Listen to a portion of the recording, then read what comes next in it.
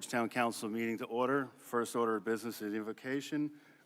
Greg Lamoni is going to the invocation. At the end of the invocation, I would ask you to remain standing for a moment of silence for Officer Haran. So stand as you're able.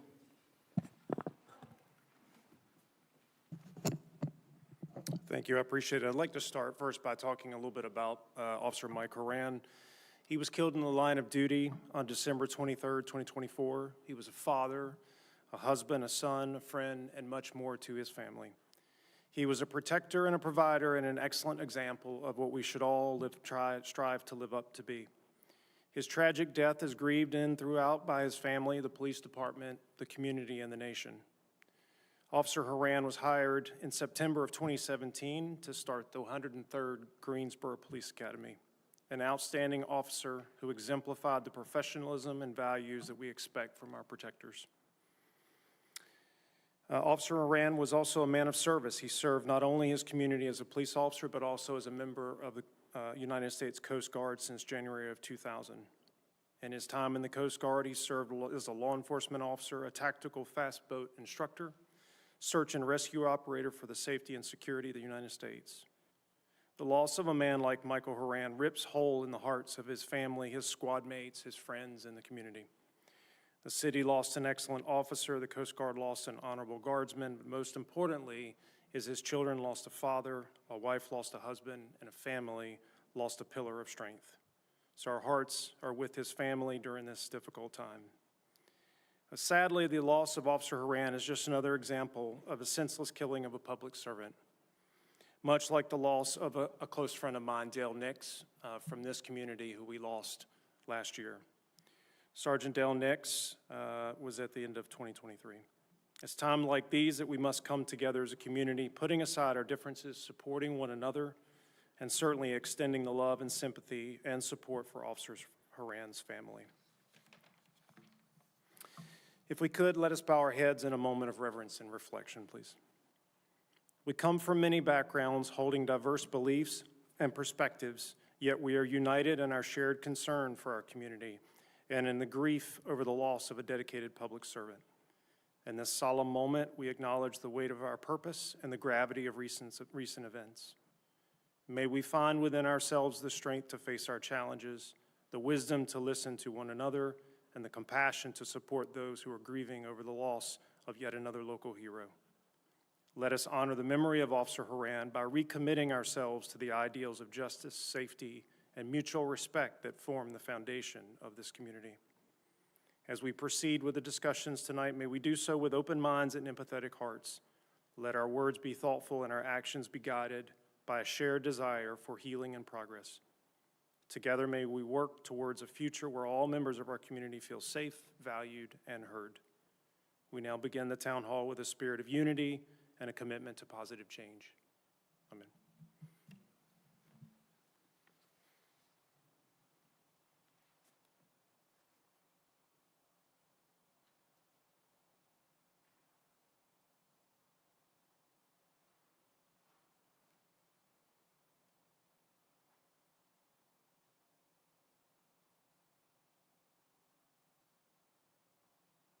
I'd like to invite the Northwest Middle School ambassadors to come up to lead us in the Pledge of Allegiance.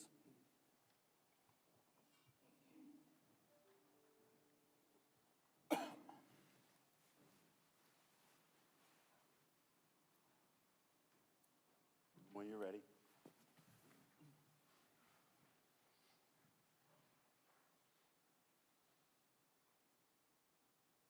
Pledge allegiance to the flag of the United States of America and to the republic for which it stands, one nation, under God, indivisible, with liberty and justice for all. Thank you so much for helping us. Thanks for being here. And I know it's not a school night, but I know you'll be leaving early. But again, thank you so much for coming out. All right, next item is the approval of agenda. Is there a motion to approve the agenda? So moved. Is there a second? Second. Is there any discussion? All those in favor say aye. Aye. Opposed? We now have the approval of the December 5th, 2024 regular meeting and the December 5th, 2024 special meeting. Is there a motion to approve? I know we got the special meeting know it's a little bit late, so if you want to hold off on that, that'd be fine. But otherwise, is there a motion to approve? So moved. Second. Any discussion? All those in favor say aye. Aye. Opposed? Otherwise. Okay. Now we have the distinct pleasure and sadness of reading a well-deserved proclamation for Patty Stokes. We are so fortunate that she's able to be here in attendance. Whereas in 1996, Patty Stokes began publishing a community newsletter titled the Oak Ridge Observer, and whereas over the next several years, the publication grew into a weekly community newspaper called the Northwest Observer that covered Northwest Guilford County, and whereas the publication became the only real source of local government news covering town council meetings in Oak Ridge, Summerfield, and Stokesdale, as well as decisions affecting the area, including meetings of the Guilford County Commissioners and the Guilford County Board of Education.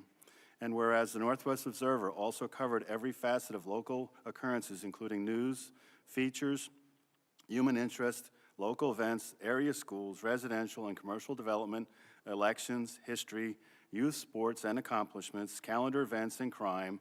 And whereas the publication also provided a platform for local businesses to advertise their wares and services.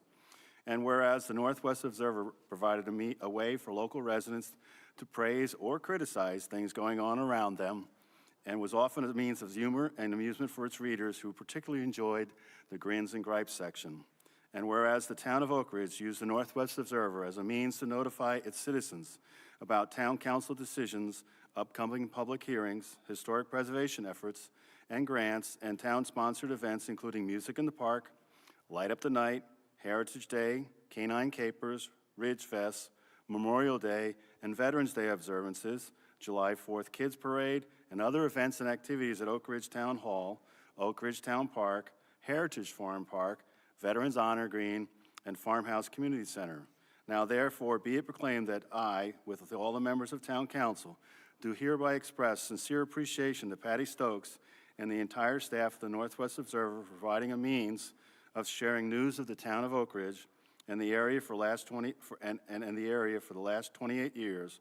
We also extend heartfelt congratulations to Patty Stokes upon her retirement, wishing her the best in this new phase of life.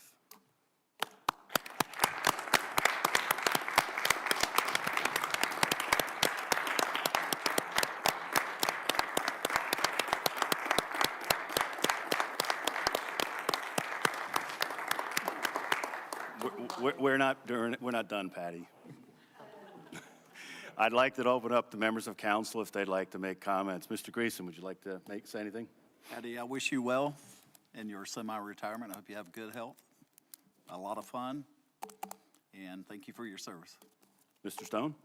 I got the Northwest Finder, and I've gone through that thing, and I cannot find the halter top mowing service. If you could in your next, if you could help me with that, I would appreciate it. Thank you so much for the fun, the laughs. Enjoy your retirement. Mr. Harton? Patty, thanks again. As the others have said, I've spent most of that 28 years away from Oak Ridge, but through your publication, I always knew what was going on in Oak Ridge, even though I was traveling globally and had other interests, business interests, but I always knew what was going on in Oak Ridge because of Northwest Observer. So thank you for keeping me glued into the community. So it was a good opportunity when Courtney and I moved back in 2016. Thank you. Ms. Schneider? Well, I feel like I'm looking into the abyss here. I didn't think you could really pull the plug, Patty. I know how much this paper and these communities have been a part of you, and I know how deeply the Northwest Observer and the staff and everything you do has been a part of our community. And I know you've thought about this for a long time, but somehow it was still a surprise to me when it happened. Reading through that last issue, I think I told you this, with that new understanding that you'd really taken that step, it actually brought tears to my eyes. I feel like this is the end of an era. Now, I know there's more to come, but it's the end of an era in which we've been blessed with you and your staff's deep commitment to a truly local newspaper, a rare breed that has served us all, making us laugh and learn and cry and complain and then cry again at this point. Looking back at my nearly 15 years of service in Oak Ridge as a committee member, a committee chair and council member and mayor, it's just hard to imagine Oak Ridge without your newspaper. It's older than we are at 28 years.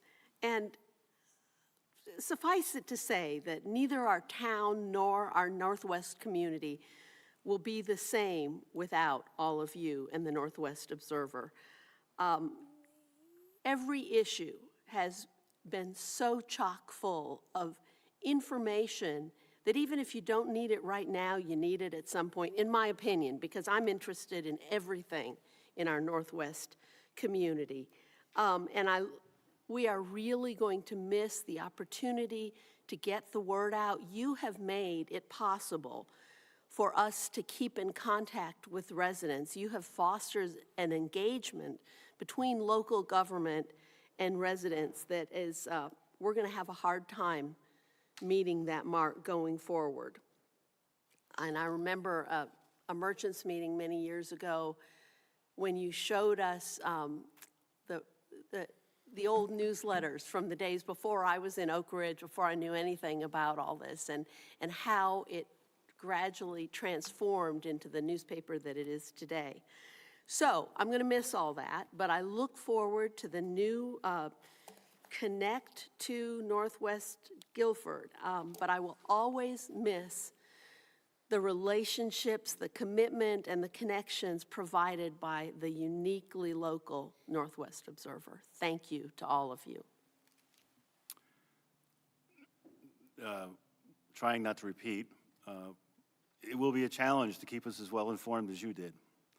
So we will sorely miss that. And as Mr. Harton mentioned, I used to travel extensively for business also. So it was always nice that you had it online, that I could do it. Or it would typically, you can even ask Carol, one of the first things I usually would pick up on Friday night when I got home would have been the Northwest Observer, to read it when it wasn't online. So we're going to very, very much miss you. We know you're not going away. I mean, so this isn't like you're leaving or going away to college or moving away. So we know you're still going to be here, so we appreciate that. But we'll sorely miss this wonderful paper that kept us all so well informed. And like I said, I always look forward to it on Thursday, and I will miss it every Thursday. So, and I'll put you a little bit on the spot. Would you like to come up and say anything? You can defer. Okay, thank you. Oh, my husband is rolling his eyes. Give me 100 words and I'll take 500. Okay. First of all, Chris Burt and I are going to miss that student desk over there that we often have laughed over. I notice it's not there tonight. It's a little sad and a little bittersweet, but it's also really, really different, I'm sure, for Chris as well, for us to be on this side of things. Weird not to have the Northwest Observer here, taking pictures and writing about this and thinking, oh, this will be in our next issue. And with that, I want to say how touched we are. Some of my staff members are here. Chris Burt, who you know in this town, I've been blessed to have him for the last 5 years, and he covers the gritty stuff, the stuff that it's hard to find somebody at his writing level who will work for just a small, humble local newspaper. And he was a good find. Drove me crazy a little sometimes, but he was a great find and very, very professional.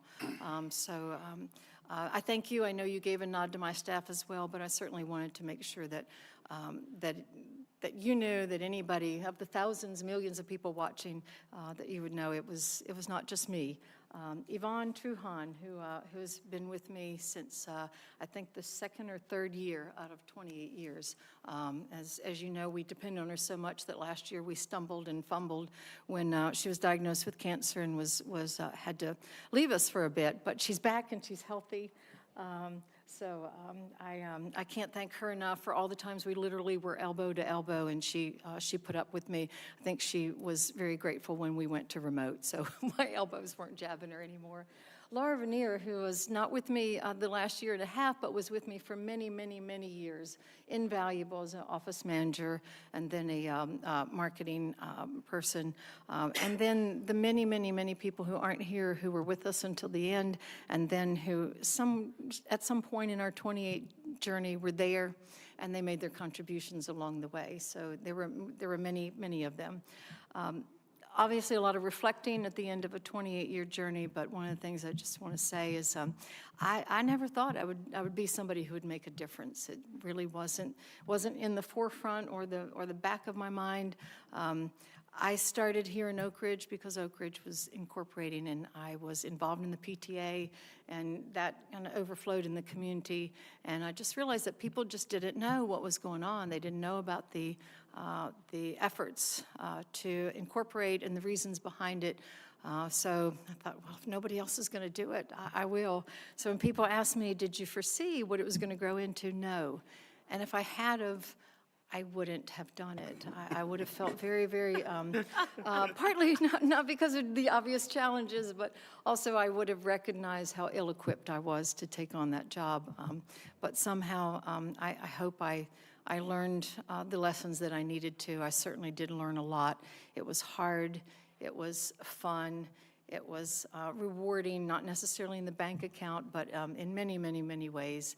And just a couple quick lessons that I learned. One is about covering town council meetings, and I think Chris knows this too. It was not our job to be your friend. It was not our job to be your enemy. We just tried to do what was right and be fair, and to give you a voice, but to give citizens a voice. So I hope I have a successor at some point. Somebody comes behind me and starts a local paper, and I hope I'll get a chance to talk with them, and I'll tell them, don't be their friend, don't be their enemy, though. Just know that, know what your job is, and those people that you like and relate to the most, they're not always right. Those people that perhaps you don't like or don't relate to as well, they're not always wrong. So keep your ears open, and I'm sure you as council members know that as well. It's often said at the end of a journey, hey, it's been an honor, and I was trying to think of a better way to say that, but I couldn't come up with one, so I'll just say it was an honor. And thank you very much. This is an honor on behalf of my staff and all those who aren't here. Thank you so much. We will miss you. And yes, we will be here in a quarterly fashion. It will not be a Northwest Observer.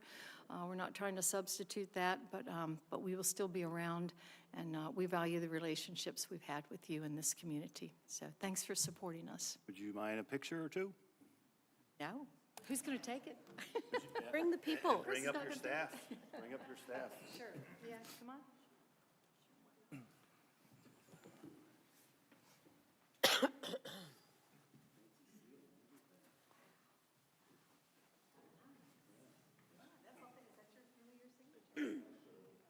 Did all those good things you wrote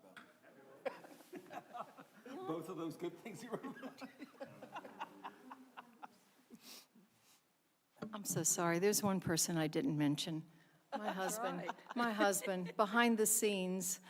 He has helped in our technical end. He has been my moral support.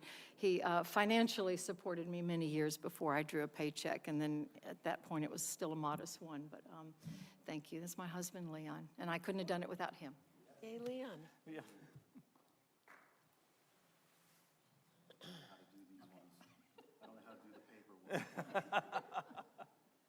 Jim Horton, there you go. Perfect. All right. Gonna take several. And I'd like to say that there are probably not many people in this room who know what it is like to go through production of a weekly paper, from the concepts to layout to, everything there is to do, but I do. And so I can appreciate everything that you've done, everything that you've been through, and you've been wonderful for the community. So thank you. And thank you all, because I know you didn't do it by yourself, but you had staff members that were behind you and helping you all the way. So congratulations on retirement.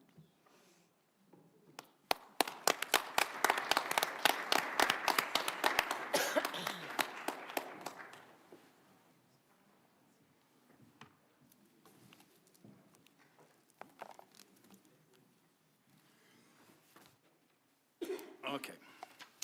I don't believe we have a representative from the Guilford County Sheriff's Department, do we? But we have the crime statistics in the back, if you'd like to take a look.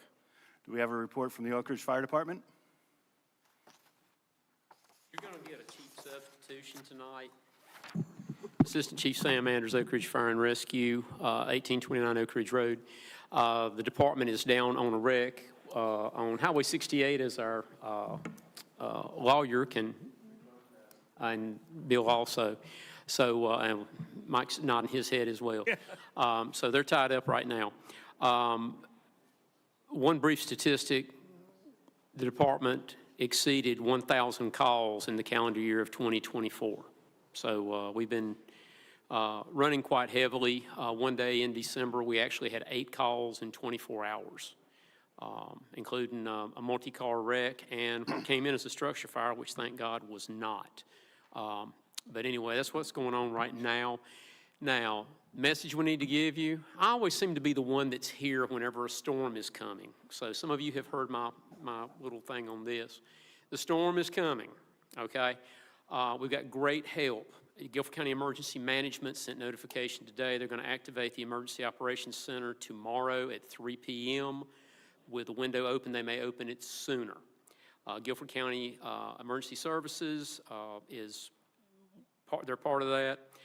Guilford County EMS is preparing. They've already, in fact, I saw the email within the last hour and a half. They are preparing for winter operations. The fire departments are preparing for winter operations. So that's what we're doing to come help you. We'll get there. But what we would like to ask you to do is prepare for the storm. Now, if you're not from down south, that means everybody needs to run to the grocery store, get 1 loaf of bread, a gallon of milk. I got a friend from New York City that asked me, what are we planning to do?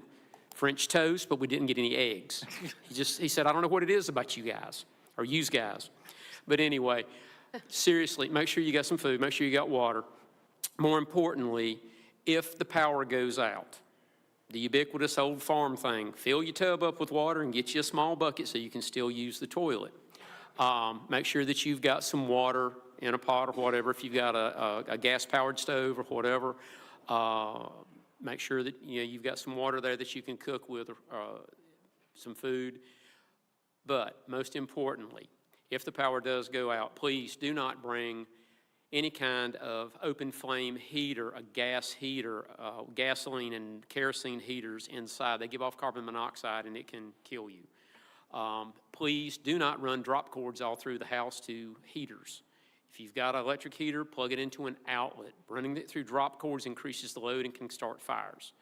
The other thing that we would ask that you do, please stay home. They have salted the roads, but if the weather is like they say, with snow, but more importantly with the ice and the potential for black ice that we're getting advice on up to Monday morning, please stay home. If you do have to drive, drive slow. If you come across any kind of a downed line, please don't touch it, dial 911. It may be the cable, but I would rather us come out and find out it's the cable line than you walk over and try to move it and it's a power line. Also, if you are anywhere in the community and you see cones or fire tape blocking the roads, please, we didn't come out and put it to make a decoration. It's a danger. Please do not get out of your vehicle, move it, touch it, or drive through it. If we block a road, we don't take that very lightly, but it's because of safety. Hopefully, we will come through this without any ice and trees down, any damage like that. But we would just ask that everybody please stick close to home, stay in, stay warm, and hopefully all the power will stay on and everybody can just have a nice quiet time at home. And it would not bother me if I didn't have to get out other than to feed the cows. But the guys are ready. So know that if something does happen, we're ready to go, EMS is ready to go, and law enforcement's ready to go. But if anybody has any questions after the meeting, please grab me and I'll be glad to answer any question I can. But we appreciate y'all's support for the fire department and your cooperation if we do have a bad scene for helping us out. Thank you. Thank you. Thank you. We now open up the first public comment section. This is where you have 3 minutes to speak about anything you'd like. All we ask you to do is raise your hand, be recognized, come up and state your name and address, and you have 3 minutes. Anyone wish to speak? Yes, ma'am, in the back. Oh, good.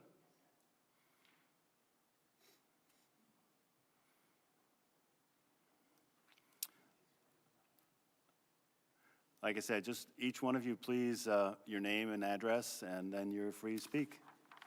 So introduce yourselves. Chaz Royal, 5004 Hunters Path Court. Jocelyn Munster, 5542 Autumn Harvest Drive.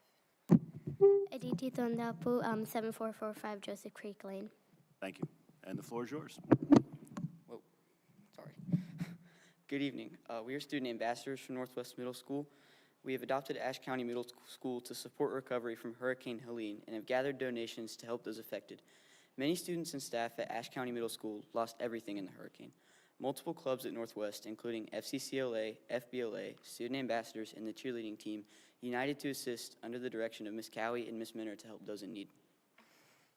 We chose Ashe County Middle School for many reasons. One of the teachers grew up in that area and had direct contact with the school administration. We knew that the area was economically disadvantaged and that anything that our school donated to them would be directly in the hands of the school. Finally, we knew that some of the families had lost everything, and these donations would have really been helpful. So we donated a lot of items, and we have the numbers too. So we sent backpacks, school supplies, winter clothing, shoes, and household goods. In October, we sent Halloween goodie bags to the teachers that our cheer team made. We have the total of all the items we sent, and together, 978 items were given, including 411 packs of pencils, 31 backpacks, 57 notebooks, 40 books, and a lot more. We have donated many items, but our efforts are on hold for now. How the school community responded and how our fundraiser helped. We received a very positive video response from the students. We've also been getting a lot of messages from the principal and some teachers about how much it meant to them. Some students sent us cards saying they were very happy with the supplies and were very excited to see them when they first got back to school. We also know that when the first shipment came in, the principal broke down into tears because she was so moved. Our fundraiser has helped bringing warmth to families with no heat, allowing the start back to school to be much smoother, and best of all, raising everyone's spirits. We know the work we did for them, and we know it very much helped them. Our efforts to help Ashe County Middle School have gone a long way. We touched many members of their community and helped them get back on their feet after tragedy. As a school, Northwest enjoyed doing this and is ready to help them in the future when they need it. Thank you. Thank you so much. Thank you. Appreciate that. Well done. Wonderful job. Anyone else wish to speak? Yes.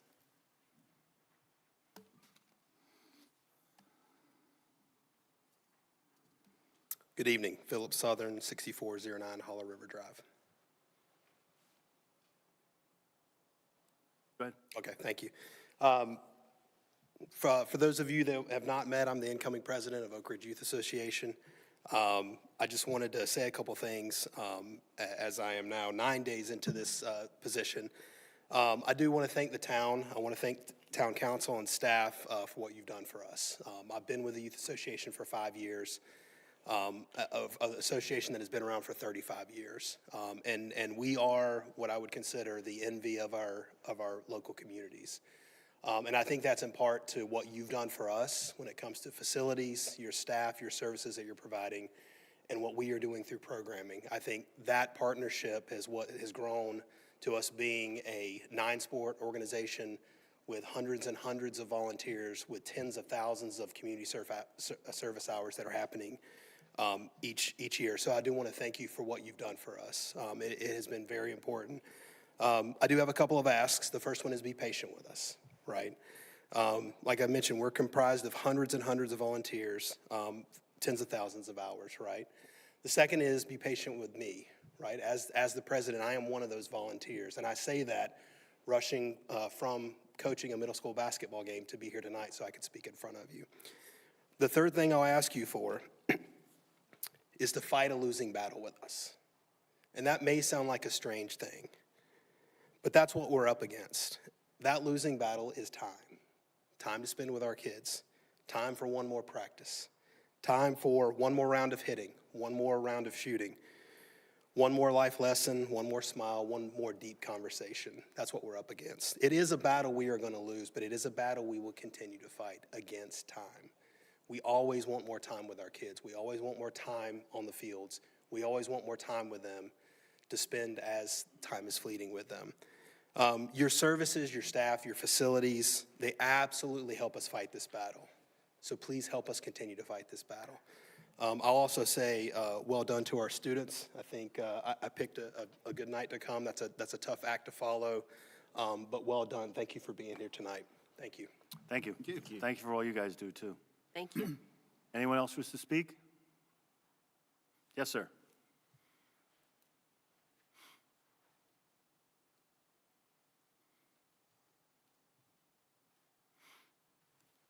Ben Walraven, 5931 Pepper Road, Oak Ridge.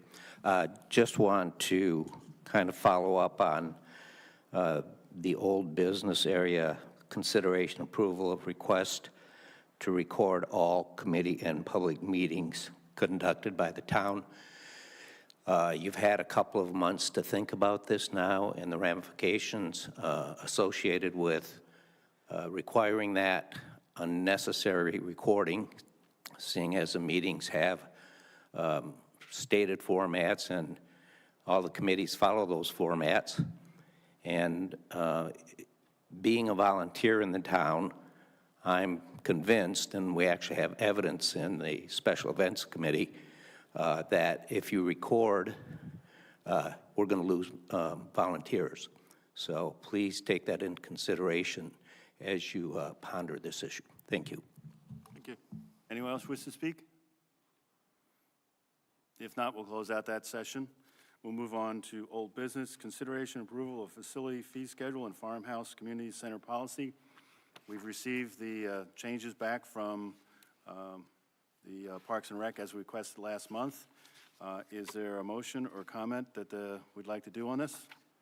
All right, I could do Yes, two. Mr. Harden? All right.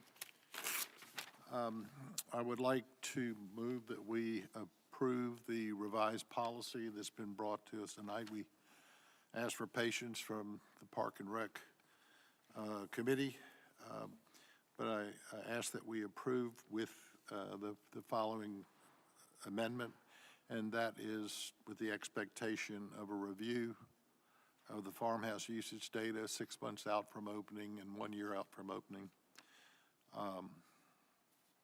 Review to the town council. And my understanding from talking with Brock. You might want to end your motion, then we can have a Okay, discussion. that's the motion, but I would just say that I understand that now with MyRec, that should not be an onerous exercise to get that usage data, which should make it pretty easy to Right. accomplish. Is there a second? Second. And discussion. Mr. Greason? Doesn't he get to start? I apologize, you're right, yes, I apologize, yes. I still have a little trouble with that. Mr. Harton, you made the motion, so you have the first say. I just wanted to make sure that everybody knew that my understanding, MyRec makes this a pretty easy request. Any other comments? Mr. Greason? No comments. Mr. Stone? No comments. Ms. Snyder? Well, I have to make a comment. Approving a generous discount period for our seniors should have been a slam dunk 2 months ago, mostly because our seniors deserve it. But instead, it's taken this council 3 months and lots of discussion to approve a reduced schedule down from 32 hours per week to 18 hours per week, finally. I mean, about to, it sounds like. And keep in mind, everyone, that these times are not reserved only for seniors. They're simply available to seniors at a discount while also being available to everyone else. And of course, I do agree that we can get check-ins, and we have the ability as council, which the attorney agreed with me last month, is we can do at our pleasure at any time. We are a generous town, but my, oh my, we have struggled with being generous to our seniors. Thank you. Yes, it took a little bit of time. At no time did anyone really, I don't believe anyone ever suggested that we did not want to do something for the seniors. So that portion of it's gotten a bit distorted that I don't recall any one of us ever saying that we did not want to do something for the seniors. If I recall incorrectly, I'll stand corrected. But it was just People wanted to take a closer look at it. Was a little protracted, yes, but I think it was a bit unfair to imply that anyone was going to say we did not want to do something for the seniors. So I think that's a bit unfair to imply that there was any intent to cut it off there. So with that, though, we have a motion to approve the policy. Any further discussion? All those in favor say aye. Aye. Opposed? The ayes have it. Next is consideration approval of request to record all committee meetings and public meetings conducted by the town. This was something that Mr. Greason asked us to put on the January meeting, so I believe it's appropriate for him to lead off the discussion if he's so inclined. You know, I have very few comments. I think it's something that's going to come. When it comes, I'm not sure. Not trying to run anybody off. I can count to 3, so I think the people should be able to, at least for 30 days, to view or listen to a recording, so in case they can't make it. So that's my comments. Mr. Stone? Yeah, the state law is pretty clear. State law, and I can quote but I won't. Public body must maintain full and accurate minutes of sessions. When a public body meets, it shall keep a general account so that a person not in attendance would have a reasonable understanding of what has transpired.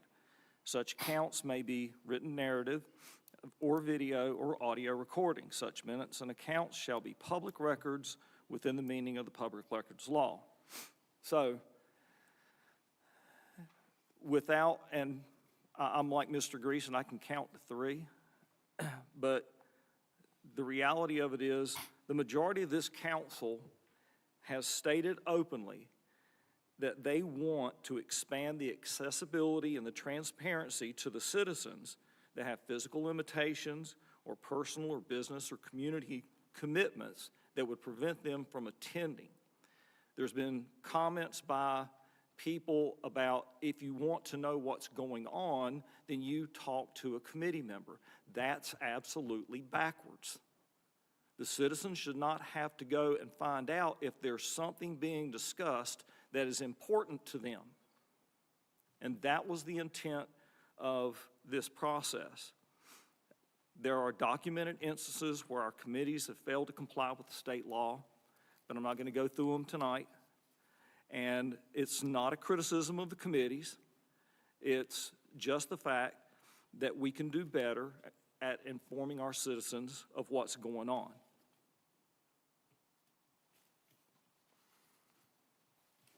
Mr. Harden?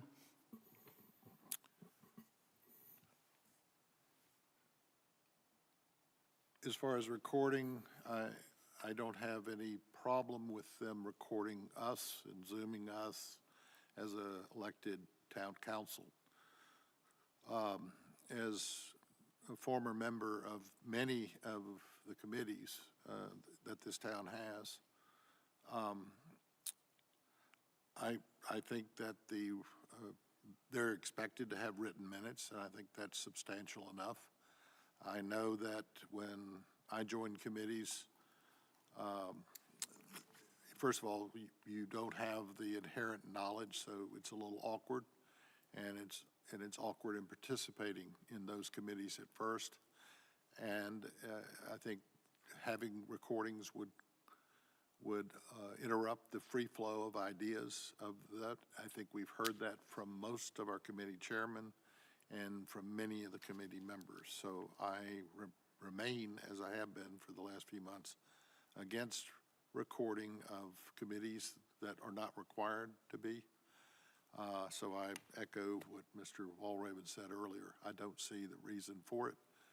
And I think it will disrupt the transfer of information, and I think we would lose good, solid citizens that support us in these committee efforts. So I'm against it.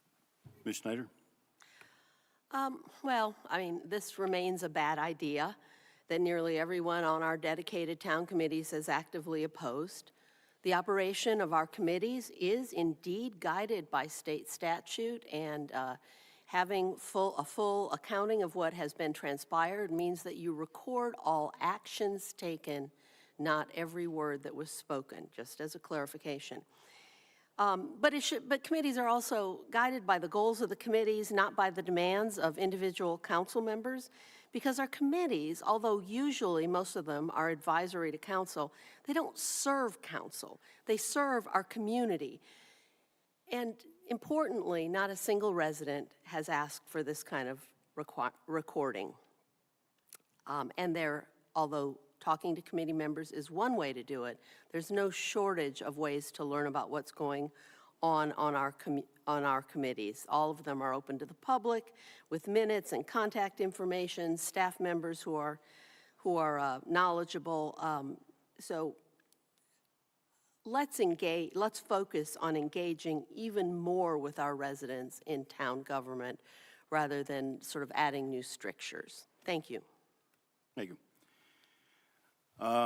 I wrote down most of my notes here. Concerns about recordings being used punitively or out of context are understandable.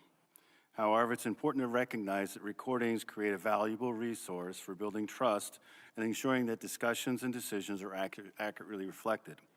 They are a tool for transparency, not a weapon for criticism. That said, I will not support mandating the recording and streaming of meetings that are not currently being recorded or streamed. My hope is that this change will happen more organically as boards and committees recognize the barriers some residents face in attending meetings. Whether due to scheduling conflicts, family commitments, or physical limitations, not all residents can participate in person. Not all of our residents are as fortunate as those of us in this room who can attend meetings in person. I strongly encourage boards and committees to voluntarily begin streaming their meetings if they are not already doing so. This approach respects their autonomy while addressing the need for greater accessibility. By taking this step, they would enable residents that cannot attend in person to observe their government in action, fostering greater engagement and trust. Making meetings more accessible is not just about physical attendance. It's about creating opportunities for broader civic engagement and ensuring all residents feel included in the decision-making process. This is a meaningful step toward inclusivity and demonstrates a commitment to serving the entire community. With the technology we have, with the limitations, as pointed out, that time with your children, things like that, make it difficult to always attend these meetings. As I've mentioned before, if we look around this room, there's usually not a lot of young people in attendance because they have family commitments and things like that. But while they may not have approached us, I believe many of those family members and people would possibly appreciate having access to these meetings that may seem inconsequential at times, but there's important things that go on in those meetings. You know, Mountain to Sea Trail, I bet there's lots of people who would love to observe that. So I think streaming would be a good thing. But as I said, I would hope that I have had committee members approach me and said, I understand, I take point in that you mentioned that not everybody can attend my meeting. So even the committee members are realizing that they have the there's the potential benefit of streaming their meetings so the people that cannot attend in person can observe those meetings.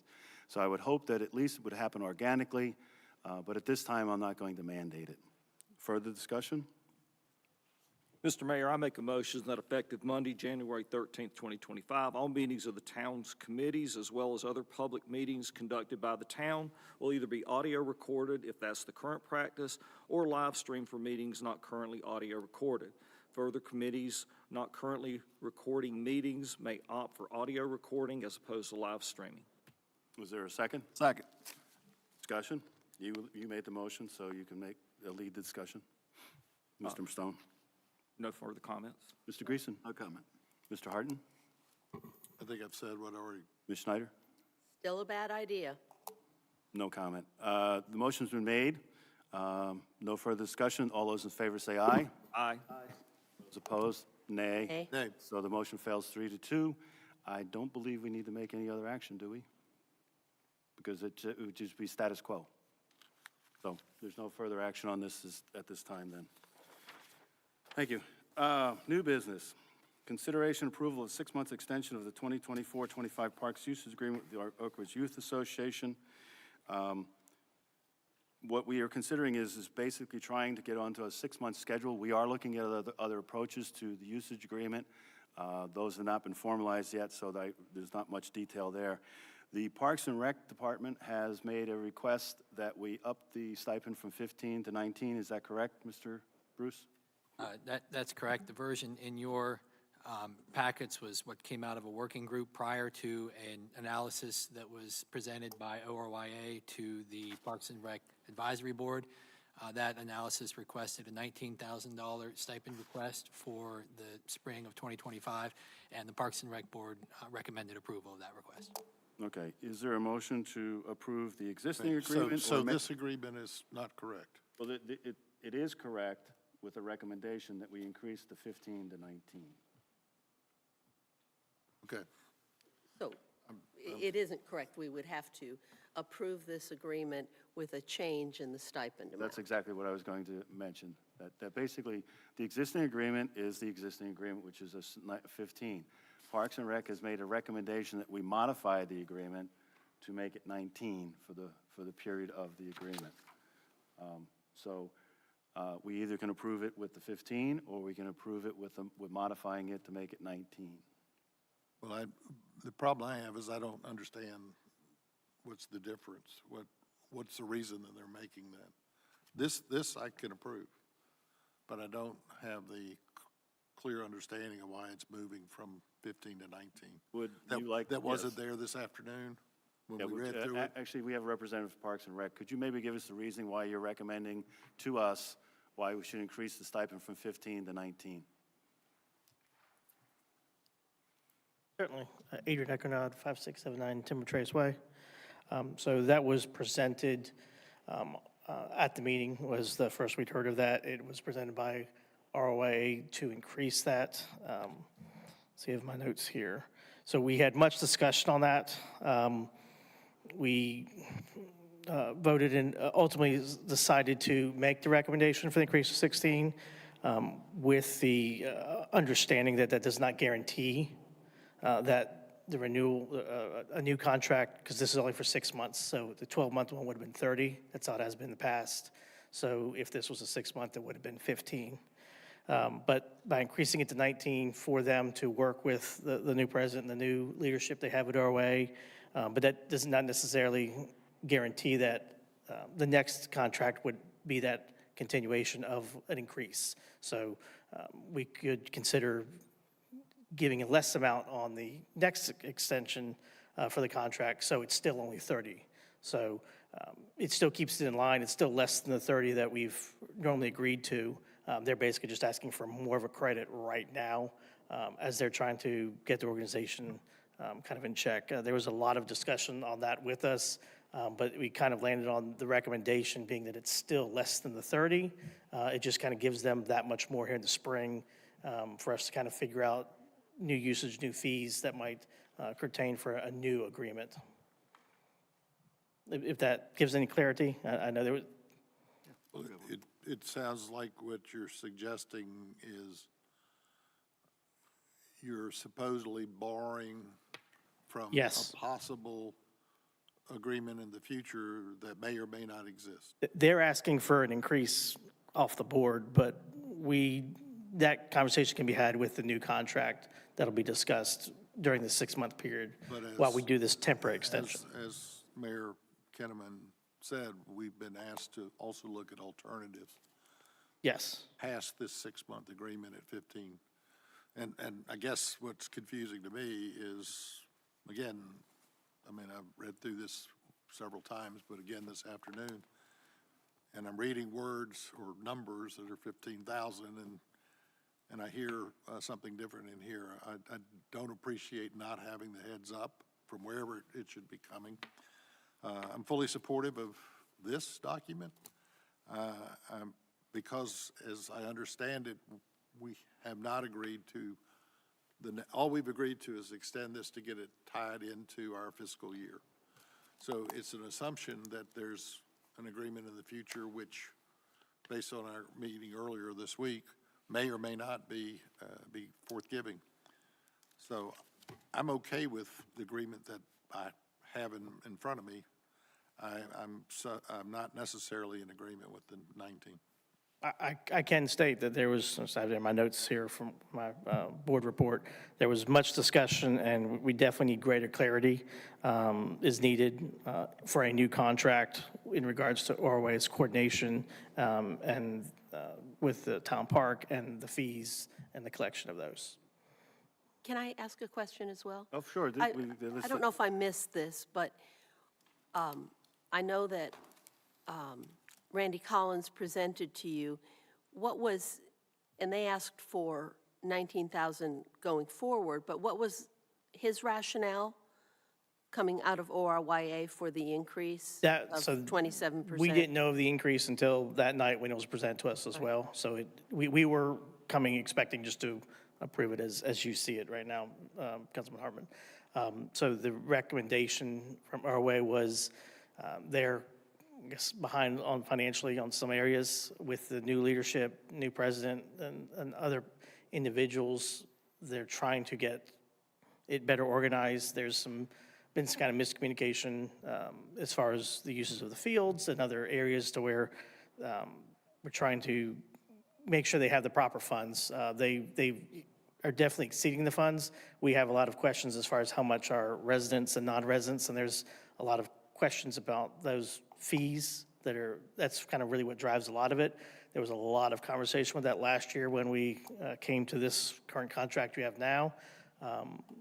And there's still a lot more conversation needs to be had, which is why we felt the 6 months extension made sense to also get in line with the fiscal year, but that a lot needs to be discussed about is the 30K stipend currently what's needed, and how does that break down, particularly as it pertains to the resident, non-resident fee collection. Good. I hear that, and I was happy to meet Mr. Southern Tuesday, and found him to be a very straightforward and honest individual.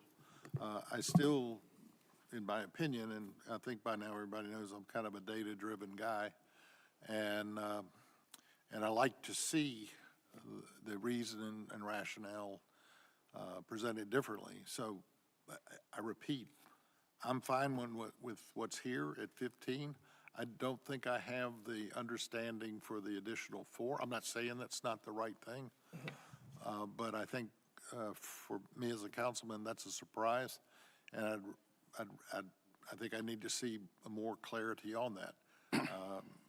I know that, and Mr. Grease and I are going to have a lunch with Mr. Southern end of next week, but maybe by that time I would be happy to look forward in another meeting to maybe the other 4, but right now I don't have the understanding to say, oh yeah, throw another 4 in right now. I'm not saying without further understanding I might be able to move forward, but not at this time.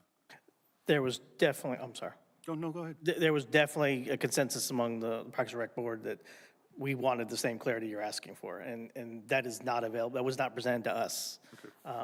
Ultimately, where we landed with our discussion was it's still less than the 30, so if you wanted to stay in the 30, which is what the original contract would have been, we simply would not have the 19 in the next contract. That would be after the 6 months, still keeping it within, 30,000 annual spend. So that was the reason why we ultimately landed, to kind of give them the benefit of the doubt. It was kind of presented similar as the comments earlier, was to kind of give them the benefit of the doubt. And that's kind of where we landed, was let's kind of give them that extra leeway now. But we do need to see more clarity, as you've stated, as to why and what those funds particularly are for. Any questions over here? I thought we all got this Tuesday when we were in the meeting. It was mentioned there was going to be a Parks and Rec recommended a $4,000 increase. I mean, if we're not happy with the numbers, it can always be changed to equal out to the same number in January or in June, July. So to me, they haven't had a chance to get us all the numbers yet, and I don't see why we can't approve it. Like I said. Well, you and I both were asked earlier this week to look at alternatives. If we're looking at alternatives, which was the assignment we accepted, that also means that alternatives could be chosen, And if an alternative is chosen, there isn't 30. There's, and I'm not saying we'll get there. I'm just saying that we were asked to do a job which basically says this agreement's in place, extended and in place for 6 months. But at the same time, we were asked to look at alternatives, which you agreed and I agreed to do. I didn't do that thinking that there was already an assumption that we had an extension beyond July. Our job was to look at alternatives and come back to the council with recommendations of what we discover in the next couple of months. So again, I'm perfectly happy with the 15. You bring me some data in the future, I might be willing to say, okay, yeah, I understand. We'll throw the extra 14 into this 6-month agreement. But I don't like the concept of assuming that that there's already 30 in the can. And I'm not being hard on that. I'm just saying I think that's the situation that I've been asked to look at things by the council this week. So I'm happy with what was in front of me and what was in the package. I would be happy to get further understanding and have that opportunity next week, and with Parks and Rec. But right now, if this I'll accept, 19, I would have to vote against. You have anything, Mr. Stone? Yeah, as Mr. Greason pointed out, Tuesday, we got the details. Inflation costs are up. Everybody knows that. Costs of supplies have gone up. Oak Ridge Youth Association has seen tremendous growth, and it's seen growth in some areas where you would think that growth is just simple growth, but it's not. Growth in one sport costs more than growth in another sport. So there's growth, but growth means more kids. More kids means more field usage. More field usage means more cost. So there's a logic behind this process. And again, I think we heard all that on Tuesday. The alternatives won't be available until July anyway. So we're talking about an agreement that will run us through the end of June. And I think that there's been a lot of work done by Parks and Rec to flesh out all the details. They've worked well with the Youth Association, and I see no reason to delay moving forward with what they've presented to us and their recommendations. To clarify, Lou, we didn't spend a ton of time on it, but we did discuss that they were going to request $19,000 the other day on Tuesday. We didn't spend a lot of time on it, so I can understand where it may have not have completely registered fully. And we could have had a little bit more notice about it. We could have had I think a memo from Parks and Rec would have been more appropriate to kind of highlight that they were going to recommend the $19,000. So yes, there was a little less information. I normally would say, yeah, let's wait a little bit and get the information. We'll approve 15 and do 4,000 later. I would much rather bite the bullet right now and approve it, because they're moving into their registration period and things like that. So, and we pushed them really hard that they need to get their budgeting process in order. So I think it would be appropriate that we let them know that now that we're going to give them $19,000 worth of real taxpayer dollars. That's the important thing, is this is $19,000 of real taxpayer dollars. So I you know, while probably getting notified about was a little bit flawed, I'm willing to accept that Parks and Rec is here explaining why they approved the 19. So right now, I would be in favor of approving the agreement with the modification of changing the 15 to the 19. We don't have a motion on the table just yet, but if so. And can I speak also? Yes, of Sorry. course. I didn't know if you were moving right No, into. no, no, Okay. no. I'm just saying that we eventually need to get there.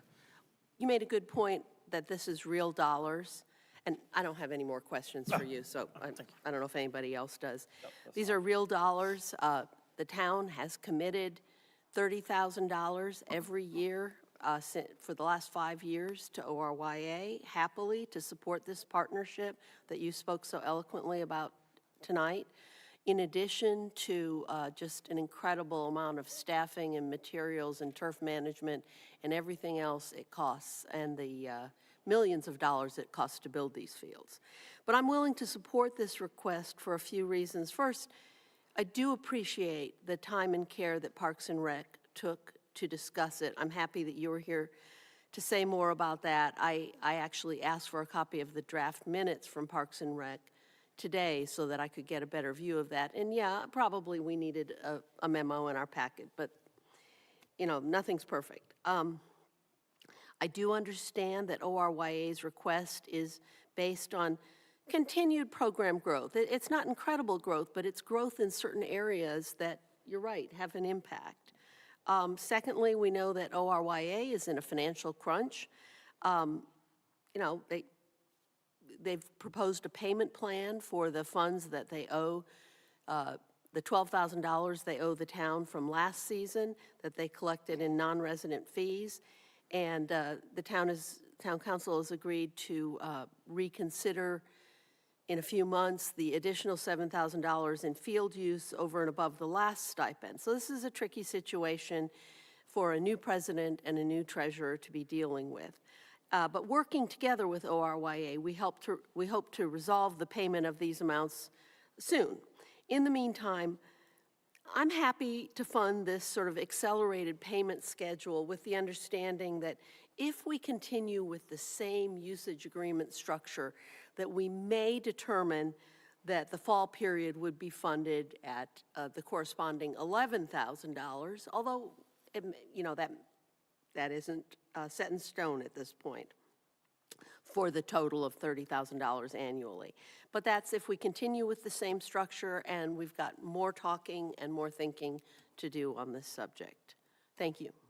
I just want to make a comment. I didn't attend the meeting, but I did watch it on Zoom.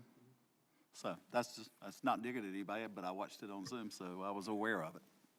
All right. Is there a motion to either approve the agreement as presented, or a motion to approve the agreement with modification, or to deny the motion, deny the I agreement? move that we approve the agreement changing the 6-month stipend amount from $15,000 to $19,000. Is there a second? Second. Any further discussion? All those in favor say aye. Aye. Opposed? No. So it's 4-1. All right, now we're going to move on to consideration approval of directing staff to find firm to design Heritage Farm Park Phase 2. This is basically where I think from the general consensus of council is we want to basically do a plan design for Phase 2, which includes primarily the court solution. But Can I have a yes, question? yes, Define Phase 2 of Heritage Farm Park. that's what I was going to. Basically, Phase 2, as it's presented right now, would be primarily the court's solution, but it also includes, I believe, an additional shelter. Other than the shelter, is there anything significant? Just a few small shelters, and we're talking really just like a bench with a. Yeah. So it's primarily the. It's primarily the basketball court and what had originally been 6 tennis courts, but now maybe a combination of pickleball. Yeah, so that's basically, so I mean, even though it's called Phase 2, it's primarily the court solution.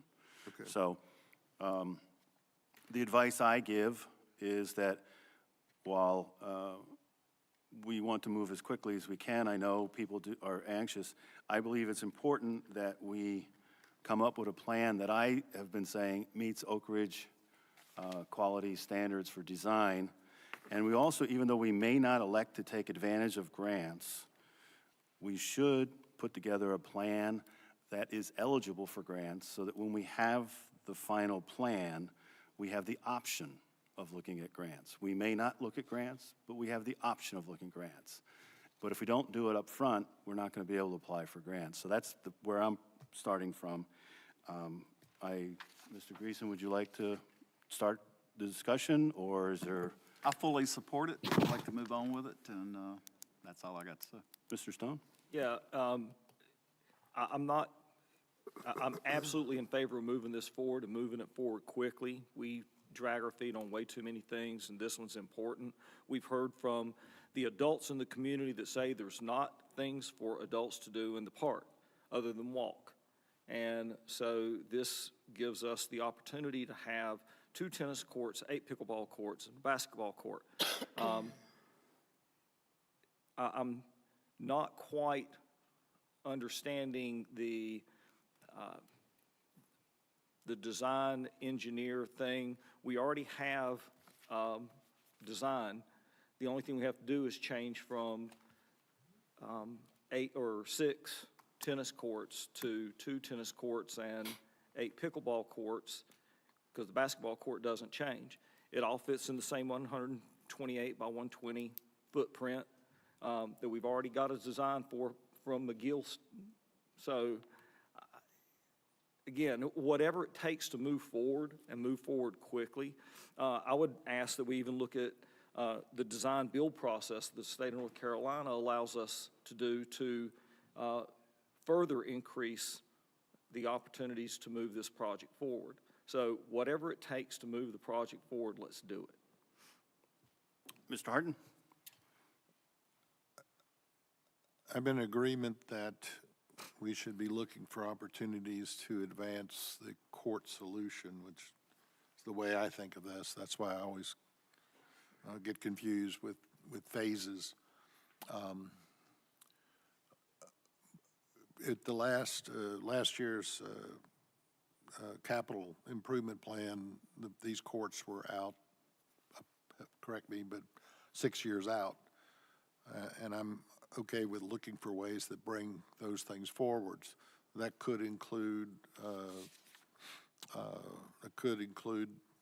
if rates do come down, maybe looking at loans. I'm not opposed to looking at that as a possible solution. But I also think that one of the clearest things that we could do as a town council is make sure that we develop a plan that allows us to apply for ARPA funding. And I understand that's a very complicated approach, but it may be an approach that we could get funding quicker than 6 years out. I don't think it's going to be an instantaneous thing like Mr. Stone is requesting, but I think whatever plan we develop, it should be moving us toward and in the spirit of us applying for ARPA, not ARPA, not PARTIF, thank you for correcting me, PARTIF grants for our parks. So that's where I think the majority of the money should be coming from. So whatever we do planning-wise should be heading us in that direction to get PARTIF grants, not ARPA. Thank you. Ms. Schneider? Well, I do agree that we all want to go forward with Phase 2, but I don't think this agenda item is ready for prime time, and I'll address why. First of all, there's a reason we put it out 5 or 6 years in the capital budget, because we don't have the money for it right now. We've already invested about $8 million in the new Heritage Farm Park, and we're still paying over $300,000 a year on the $3 million loan at 3.94%, a rate that we're not going to see again for a while, but we took that out to help finance the project. I personally am not willing to take out another loan until this one, to support it, until this one is paid off. I don't want to mortgage our town's future, even if others are willing to take that risk. I want to wait until we can actually afford Phase 2. Don't we all try to do that with our own homes?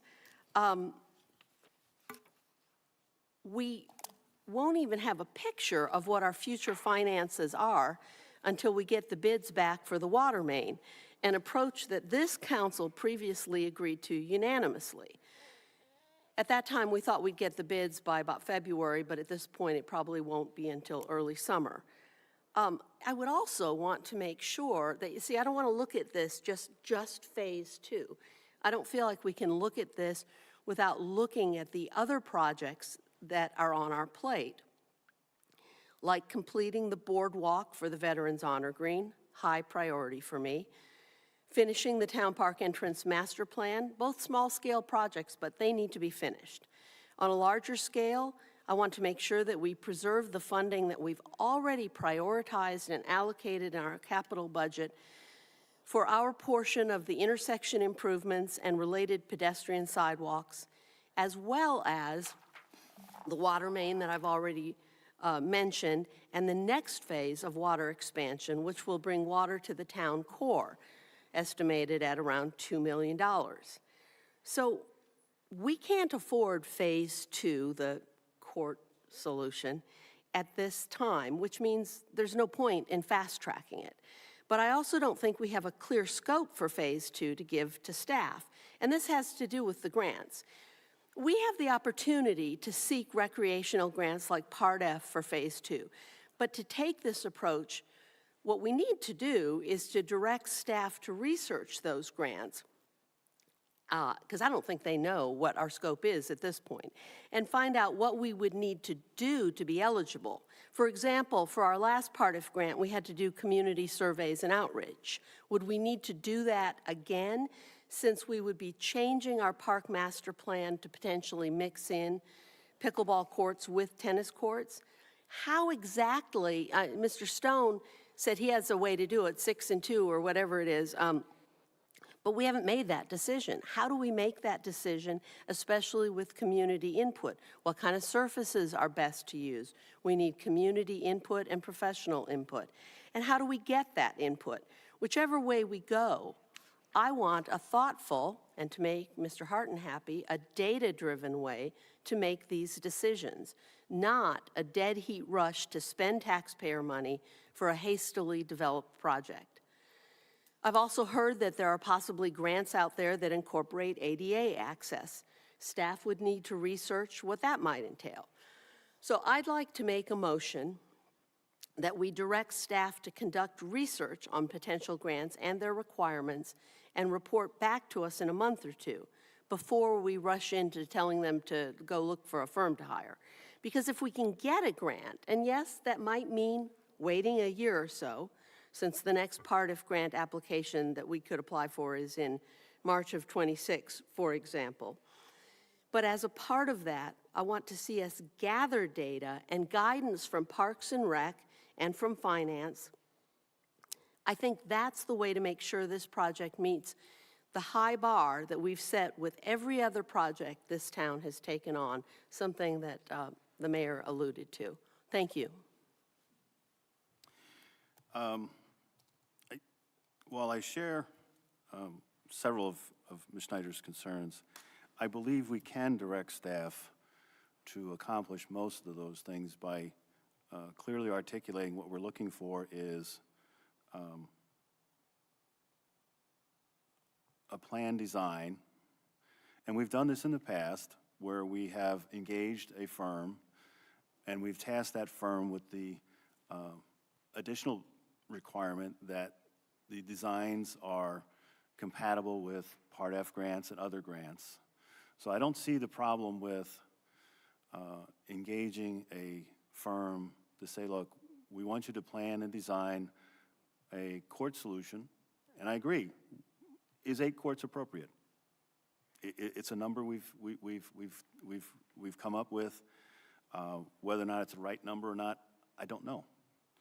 To the surface decisions, I'm not a pickleball player.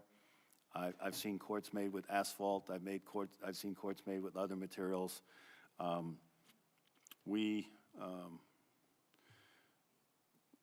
have some issues with asphalt pathways and things like that, so is asphalt a long-term solution? Or we're going to have to resurface it every 5 years, where if you pick a different service, it may be every 10 or 15.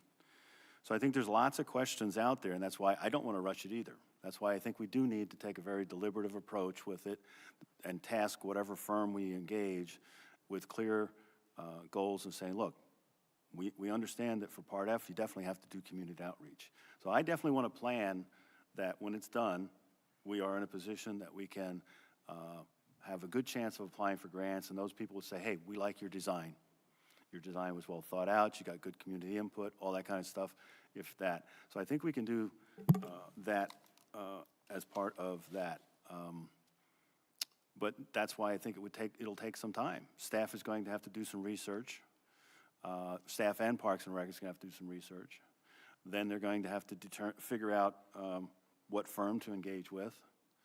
The contract for that firm, I'm sure, is going to exceed, was $15,000 you have to come back to us with?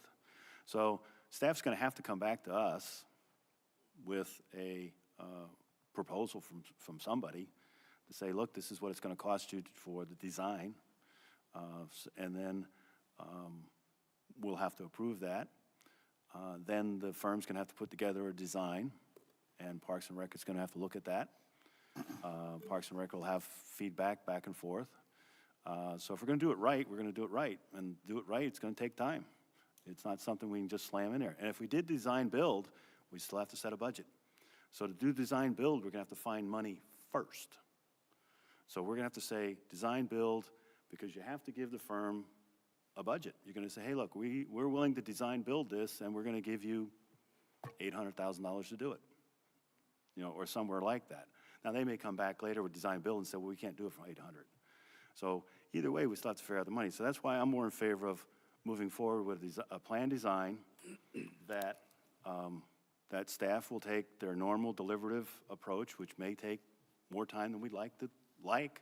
But in the end, we get an Oak Ridge quality design that we can hang our hat on. We can apply for grants if we want to, or we can borrow money, or we can reappropriate existing money. So that's why I think we can accomplish that. It just, like I said, it's not going to happen as quickly as some want it, and it's not going to happen exactly in maybe the process that others need. But I think we definitely can task staff with accomplishing that. So that's where I am right now.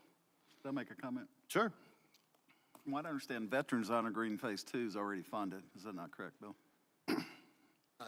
There is money in the budget this year for that, that's correct. So that's a done deal. That doesn't even have anything to do with this. But it's not done. We haven't, Well, it hadn't bid yet. we haven't bid it out. And I think, I'm just, Let everybody funded. finish talking before you over-talk on each other. I'll support it. I'd like to move on with it. As far as the engineering part of it, at least it's a start. We've been waiting for tennis courts for 16 years. What's our hurry? Yeah. No hurry. 16 years, that's not very long. Okay, that's all I got to say. I have a question for Mr. Bruce. Don't we have to solicit multiple bids, even through wouldn't it be wise or judicious to do that? To hire a design firm, we go through the RFQ Oh, the qualifications. process. Typically, we do solicit from multiple firms, but state law allows us to exempt from the RFQ process if the contract cost is less than $50,000. We do have the option of going directly to someone we'd prefer to work with in that scenario, and we have used that exemption before, but typically we do like to go to multiple vendors through the RFQ process. I fully support that. I don't think we should award a project with one bidder, like Heritage Farm Park, so. Thank you. Additional comments before I maybe ask for a motion? So let me answer a couple of questions that folks are floating out there that probably already had the answers, but they just didn't come to fruition. What are the design specs for 8 courts on a single pad, 128 by 120 feet, 8 inches of stone, 3 inches of asphalt, laid out with 4 adjacent courts and 4 more adjacent courts below the separated with a 4-foot baseline divider fence and an 8-foot perimeter fence. Cost as of July would be about $220,000 for that. If you take that number and multiply it by 3, which you wouldn't have to for a basketball court, then we're talking about less than $750,000. The most common type of court is asphalt with acrylic paint coatings. Concrete courts are more expensive and do not last as long, and unless they are post-tension concrete, they don't offer good enough return on the money. Post-tension courts will more than double your costs. Burmill Park, and I can go on. This is not information that I had to make up. I just made a couple phone calls and was able to get the information. I've talked to Winston-Salem, I've talked to Kernersville, I've talked to Greensboro, I've talked to Stokesdale. The information's out there. If we just want to drag our feet, then don't go get the information. I'm going to get the information because that's what the citizens deserve. As far as the money and talking about, where are we going to get it from? The town puts away $500,000 a year for a rainy day fund. Yeah, $500,000 a year. What are we going to do as far as spending and worrying about closing up some of these projects? We spent over $800,000 so far on the Redmond House. I'm just saying that it's less than $800,000 to build sports courts. As far as Part F, I want to make sure that the taxpayers remember this. What members of this council are talking about with Part F is that a year from March would be the first chance to get a Part F grant. And if awarded, you wouldn't break ground until the summer of 2026. That's what's being discussed as far as taking a slow approach. I want everybody to remember that. I'd like to point out once again that the farmhouse, the historic Stafford Linville tenant farmhouse, received grants totaling $380,000.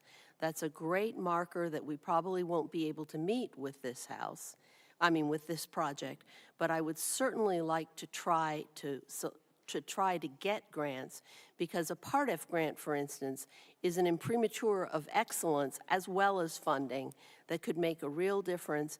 And I think if you look at our CIP, you'll see why we put it out a couple years, because we have a lot of competing priorities, both for our funds, most importantly, but maybe also, just as importantly, for our staff time and management time.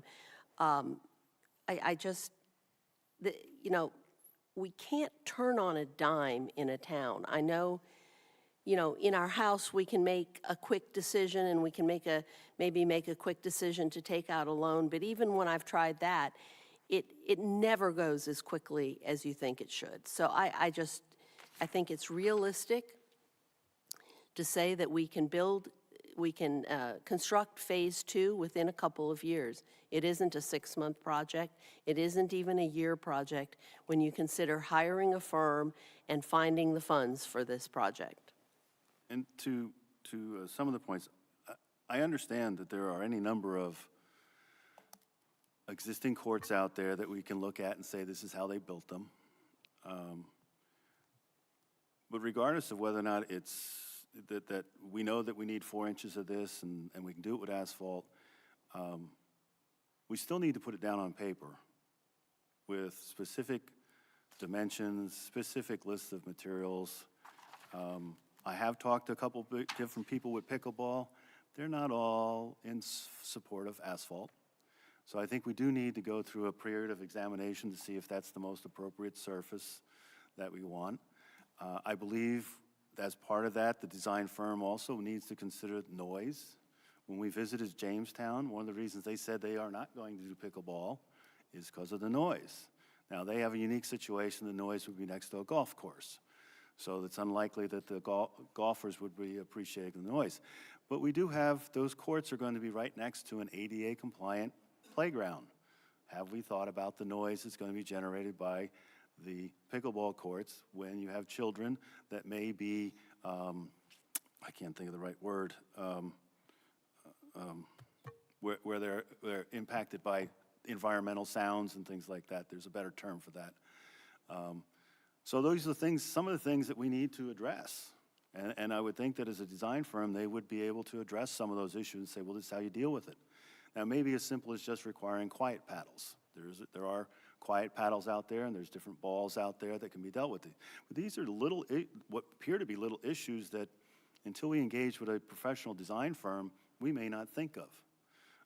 So that's why I believe it does need to. Now, this isn't a pothole in front of Town Hall that has to be filled tomorrow. Yes, people are really anxious for it, and yes, it's been out there for years, but why would we bypass the ability to have the option of applying for grants? We don't have to apply for them.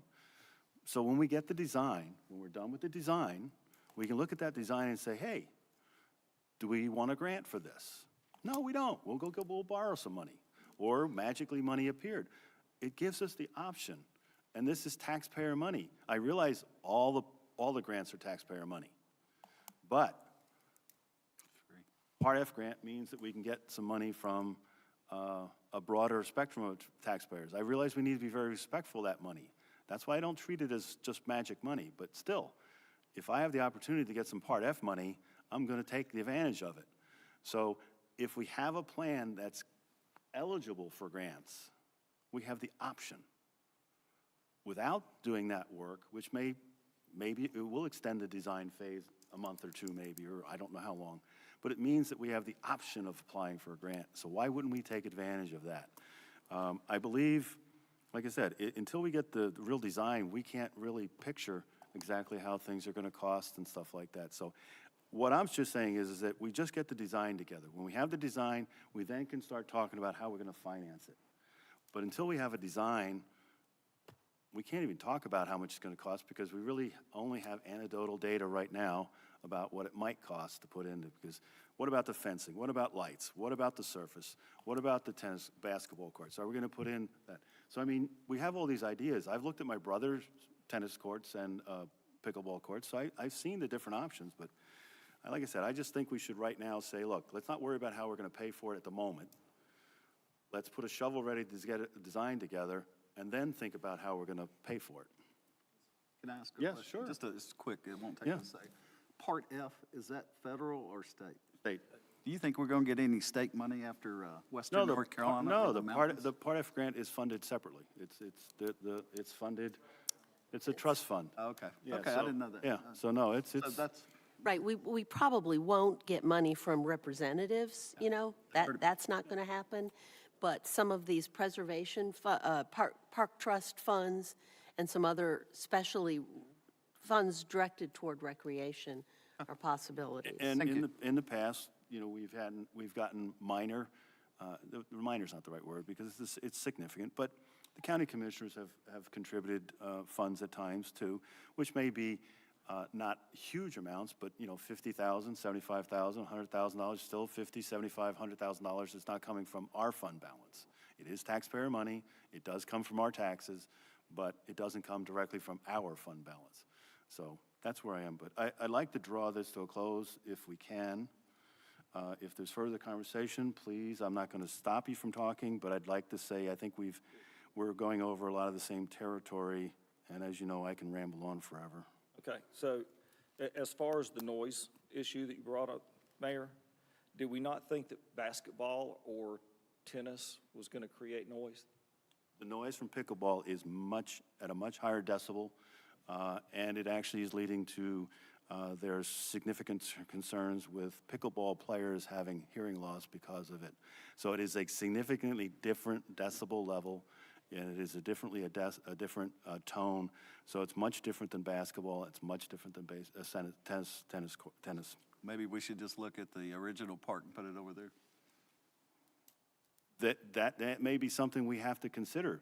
Is it really the right place to put it there? Because like I said, one of the concerns that just occurred to me not too long ago is it appropriate to have those courts next to an ADA compliant playground where you actually went out to sensory, that's the word I was looking for, sensory challenged children. So that's a good question. Have we answered that question? Is it appropriate to put that noise and that activity next to an ADA compliant playground where you have sensory challenged children that may go like, this noise is sending me crazy? So that would be a big thing, is whether or not it's right, even after all our planning, is it really the right place to put it in this park? Maybe we should be finding another place for it. So that's the kind of things that we haven't even thought about that a design firm would probably help us out with. But it sounds like I feel like the scope isn't clear. If we're still researching the location and we're still researching grants, what would you need to move forward on this, Mr. Bruce? I just think there needs to be clear direction from council on, the agenda item is Heritage Farm Park Phase 2. So I think if we're considering alternate locations, that's a much bigger analysis. If council is ready to move forward with a design on Heritage Farm Park Phase 2, then I simply need instruction from council whether that's to research grants in more detail before entertaining a design firm proposal, or whether that's going directly to a design firm to prepare a shovel-ready plan, essentially. We don't need the shovels. Mr. Stone is correct. We have a plan that shows a pad for those sports courts. What we don't have, we couldn't take that out to bid, though. We would need to provide more detail, the depth of the materials and so forth. I don't know how big of a job that is for an engineer. They're going to tell us when they submit their proposal how big of a job it is, and we can analyze that. But I'd need to know whether we're ready to move forward with soliciting a design, or whether you'd like more detail about funding opportunities. And what about the mix of the courts? We don't know the mix of the number of courts. Well, I mean, that's something I think we could work with the design firm on after we have retained their services. I think about the way we designed the Mountains to Sea Trail side path along Pepper Road. We initially thought it was going to be a sidewalk, but as we worked with the designer, it morphed into more of a sinewy kind of pathway that had a different surface, so the scope sort of changed. But they gave us input on that, and it was helpful. So I think that that's something that a good design firm could help us determine with the input of the Parks and Rec Advisory Board and with citizen input as well. But that's a bigger scope for a firm. That's more than just asking them to design the courts for us. We'd be asking them for a little more input and advice on the correct and best way to move forward.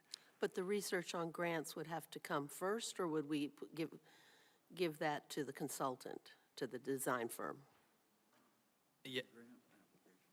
Yeah, and that's what we did with the Phase 1. I mean, McGill did everything for us. Okay. They helped us with the Part F application and with the design. And that was my assumption, that basically this design firm would be able to take those things into consideration. A bigger firm would, yes. Yeah. So, I mean, that's basically where I lean. I do have some concerns, and this is only a recent concern, so I have not discussed it extensively, about whether or not it's appropriate to place these courts next to an ADA-compliant playground. I think you can probably do some stuff with the sound, with barriers. That's what I'm saying, is I believe we do need to address the sound issue. At the very least, the pickleball sound is a significant issue. Every article I read about pickleball, that other than just how to play it, talks about the sound, the noise. Well, we surely can't solve that if we don't start doing something. No, it's fine. Like I said, I'd be happy, like I said, I think we're at the point where I think we can open up for a motion on how to proceed. Mr. Mayor, a question. Yeah. You had mentioned taking these progressive steps. So how long do you see this process taking? It would not surprise me if it's not like, again, this is not a pothole in the front of the town hall, so I think we need to be very deliberative about it. So if it takes 6 months, 9 months, that's how long it's going to take. Is that how long you think it'll take? I don't know, because like I said, just to engage the firm is probably going to take 4 to 6 weeks at least, if not more. So have you any idea what well, let's see. I don't know, what's another project that we could look at that we could give an idea of how long it took to go from design to here's the plans? It's really difficult to tell because I don't know what the capacity of, I can reach out to firms, and some firms are looking for work, but many of them are not. And we've found that when we've been looking for help on some engineering issues that we're dealing with at Heritage Farm Park, it's difficult to find firms that are willing to do that kind of work. I'm not saying that's the case here. I mean, there could be specialized firms that do this kind of thing. And a smaller job like this, they may be able to fit into some larger work, but it's hard. That's going to be dependent on availability of firms to do the work. And then once they do that, they're going to have to put a proposal together, and then we're going to have to put out an RFQ. It's a 2-year process. I don't know if it's going to be a 2-year process, but If we're going to wait for the grants. no, like I said, we're not getting to the point where we're going to see how we're going to fund it. We're going to get to the point where we have a plan. And at that moment, we then can decide whether or not we're going to apply for grants, we're going to borrow money, or we're going to do something else, or we may decide that it's something that we're going to wait on. But by having the shovel-ready plan, we can make those decisions. But that was my original question, and we went off in left field.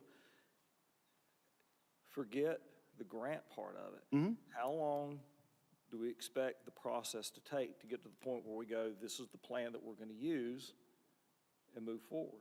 I would say it's at least 6+ months at a minimum. 6 months. And it wouldn't surprise me if it's not a 9-month process. Because like I said, it's the time it takes to engage the firms, get the RFQs back. It's got to come back to us for approval. Then, based upon what we come back with, we may find that the cost of the RFQ is something we struggle with. You know, we're thinking it's a $25,000 to $35,000 thing, but they may come back and say, hey, it's 50, 55, 60. Who knows? But if we want to possibly consider grants, we might have to front-load the project. For instance, if we want to consider applying for a Part F, we have to include in the scope some way to address the community outreach and survey requirements of a Part F grant. So I would be strongly in favor of that, but also researching other grant opportunities. For instance, if we think there's an ADA grant, we may need to say, we'll include that in the design. Well, I'm just saying, go ahead. And I do want to stress that the Part F grants, I mean, that's the premier Parks and Recreation grant program in the state. They're highly competitive. The application process is very involved and onerous, and it's an annual But like I said, process. It took us several years to we're get the getting last hung up applying for the grants. We're not going to apply for any grants as part of this process. We're hoping that we're going to direct the design firm to keep grants in mind so that we are grant eligible.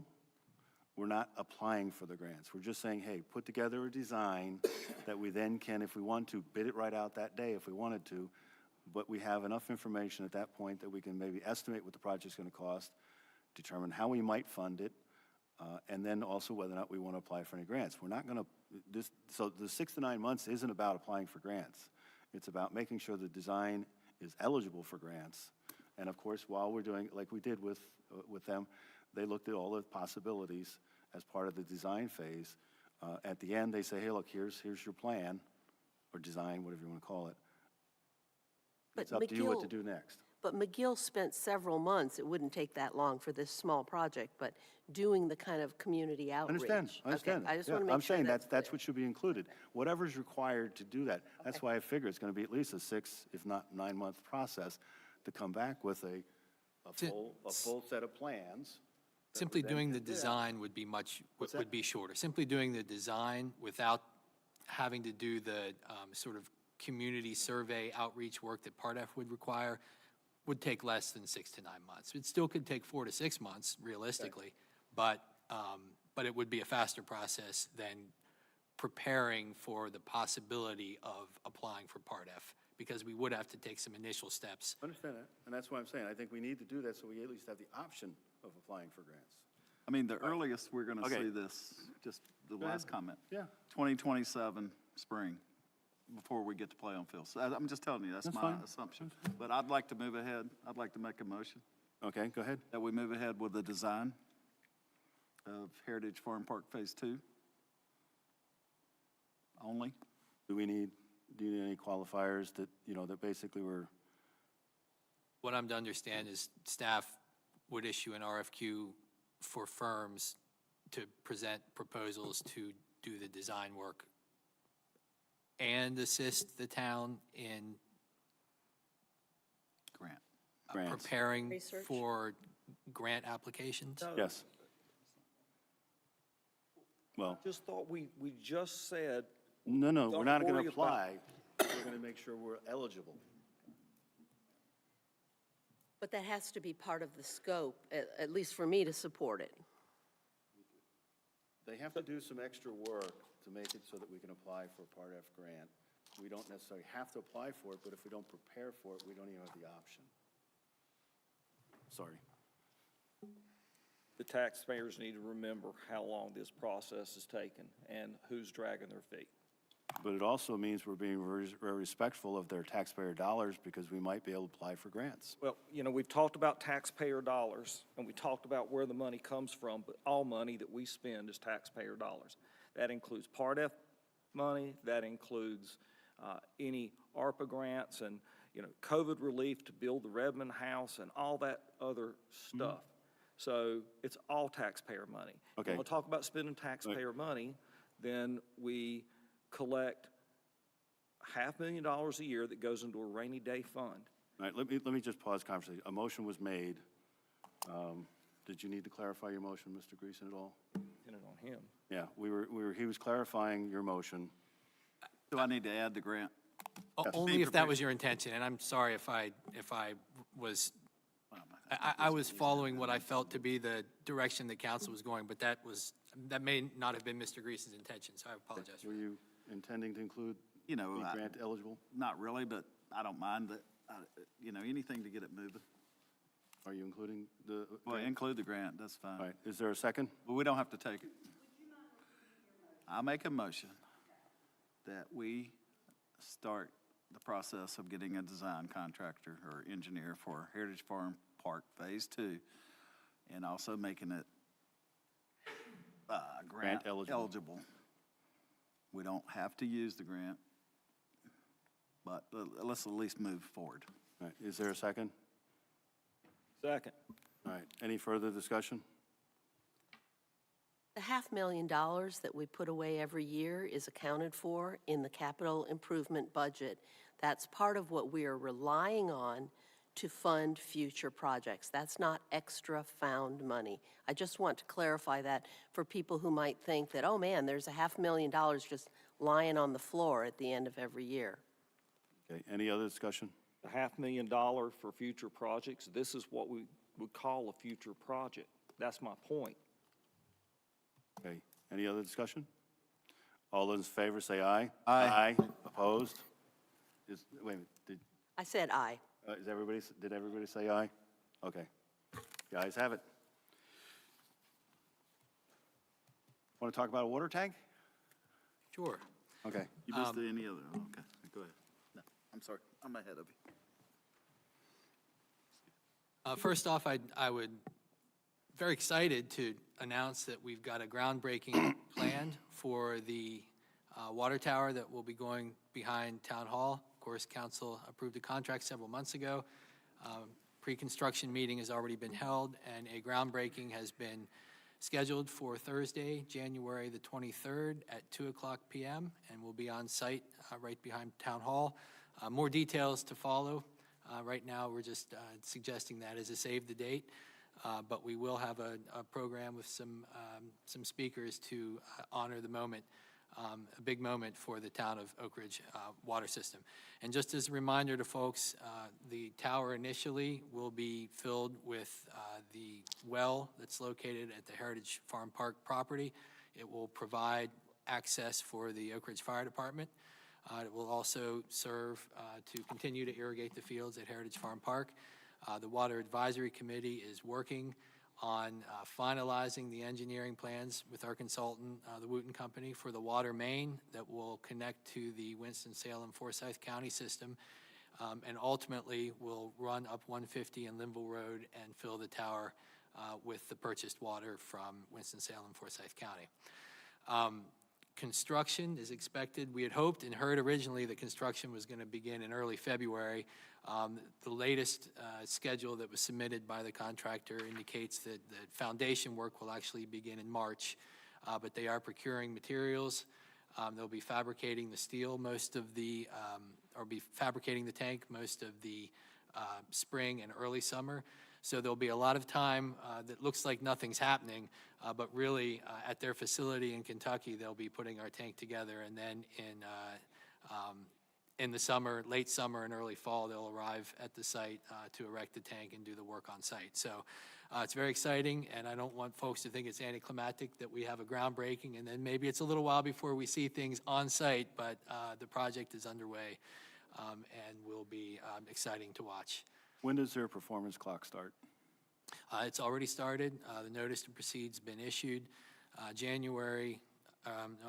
December 31st of 2025 would be the completion date. Okay. So it's a full 365-day process. We're working with the contractor on the construction access. We're hopeful that we can maintain a pedestrian access between Heritage Farm Park and Town Park that's outside of the project limits. We're still working on those details, and there may be a slight change to the design to accommodate that, but that's something that I'll keep council informed of. Any other business? I'd also like to say, just in terms of the ORYA agreement, it's my job to make sure that council's fully informed of everything's on the agenda. And in this case, that didn't happen. So I'd like to apologize to Mr. Harton that what got in the packets was not the most up-to-date information. And I didn't make sure that everyone on council had the same information. That's my job. I don't want you to assume that the Parks and Rec Board somehow that there was that information didn't flow to you. That should have come through me, so I apologize for that. And moving forward, we'll make sure that we're providing all the detail in terms of memos and background that's needed. So wanted to make sure that council knew that.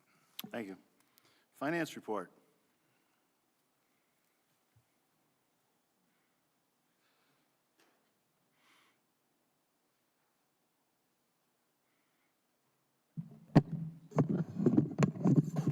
Good evening, council. Before I give you the invigorating financial report, while sitting, I did have a text come in, or not a text, an email with a further update. Oak Ridge right now is still within the band that they're estimating is going to be snow only. That's the good news. The bad news is there has been a elevation of the accumulation from 1 to 3 to 2 to 4. So a little bit stronger, and that's the bad news. It is a little bit stronger, but the good news is it's still got mostly snow. The ice accumulation is still rated at somewhere between 100th and 1/10th. But if you got to have this, we're in a whole lot better shape than the band below us. They've got the state divided into A, B, and C. We're still in the A band, but the storm looks like it is sliding a little bit north. But that's the latest. Right now, they're still forecasting 3 p.m. tomorrow, and the county's going to activate the emergency operations tomorrow at 3 p.m. as of 15 minutes ago. Okay. Now, if the weather doesn't bore you to death, the financials. Overall, fairly strong month. We have received information of wire transfer of $126,815.60 from December. Motor vehicle taxes of $9,400. Total transfer is going to be $136,216. Information that came out to the fire department was that due to the way the holidays fell, some of the taxes were, while they were mailed in, they were not processed until after the January 1 holiday. So on top of people paying through the 6th, which was Monday, they did acknowledge that due to the mails and the holidays, there was tax payments coming in. So they're forecasting a stronger January than they had initially forecasted. And concurrently, we've had slightly weaker December. So they are on top of it, and things are working. For the month of December, we ended with $3,213,000 in assets, liabilities of $70,000, fund balance of $3.142 million, of which rounded 1.4 is undesignated, and the remaining 1.7 is designated. We had revenues of $447,198.29, and expenses of $452,273.86, a decrease in fund balance of $5,075.57. Behind the breakdown of the expenses is the holdings at our 3 banks, Truist, Bank of Oak Ridge, and Piedmont Federal, and then the supplementary schedules are behind that for water fund, debt service, and our fixed assets. But overall, fairly normal for this time of year based on history. We will, following history, we will have a substantial collection of taxes in January.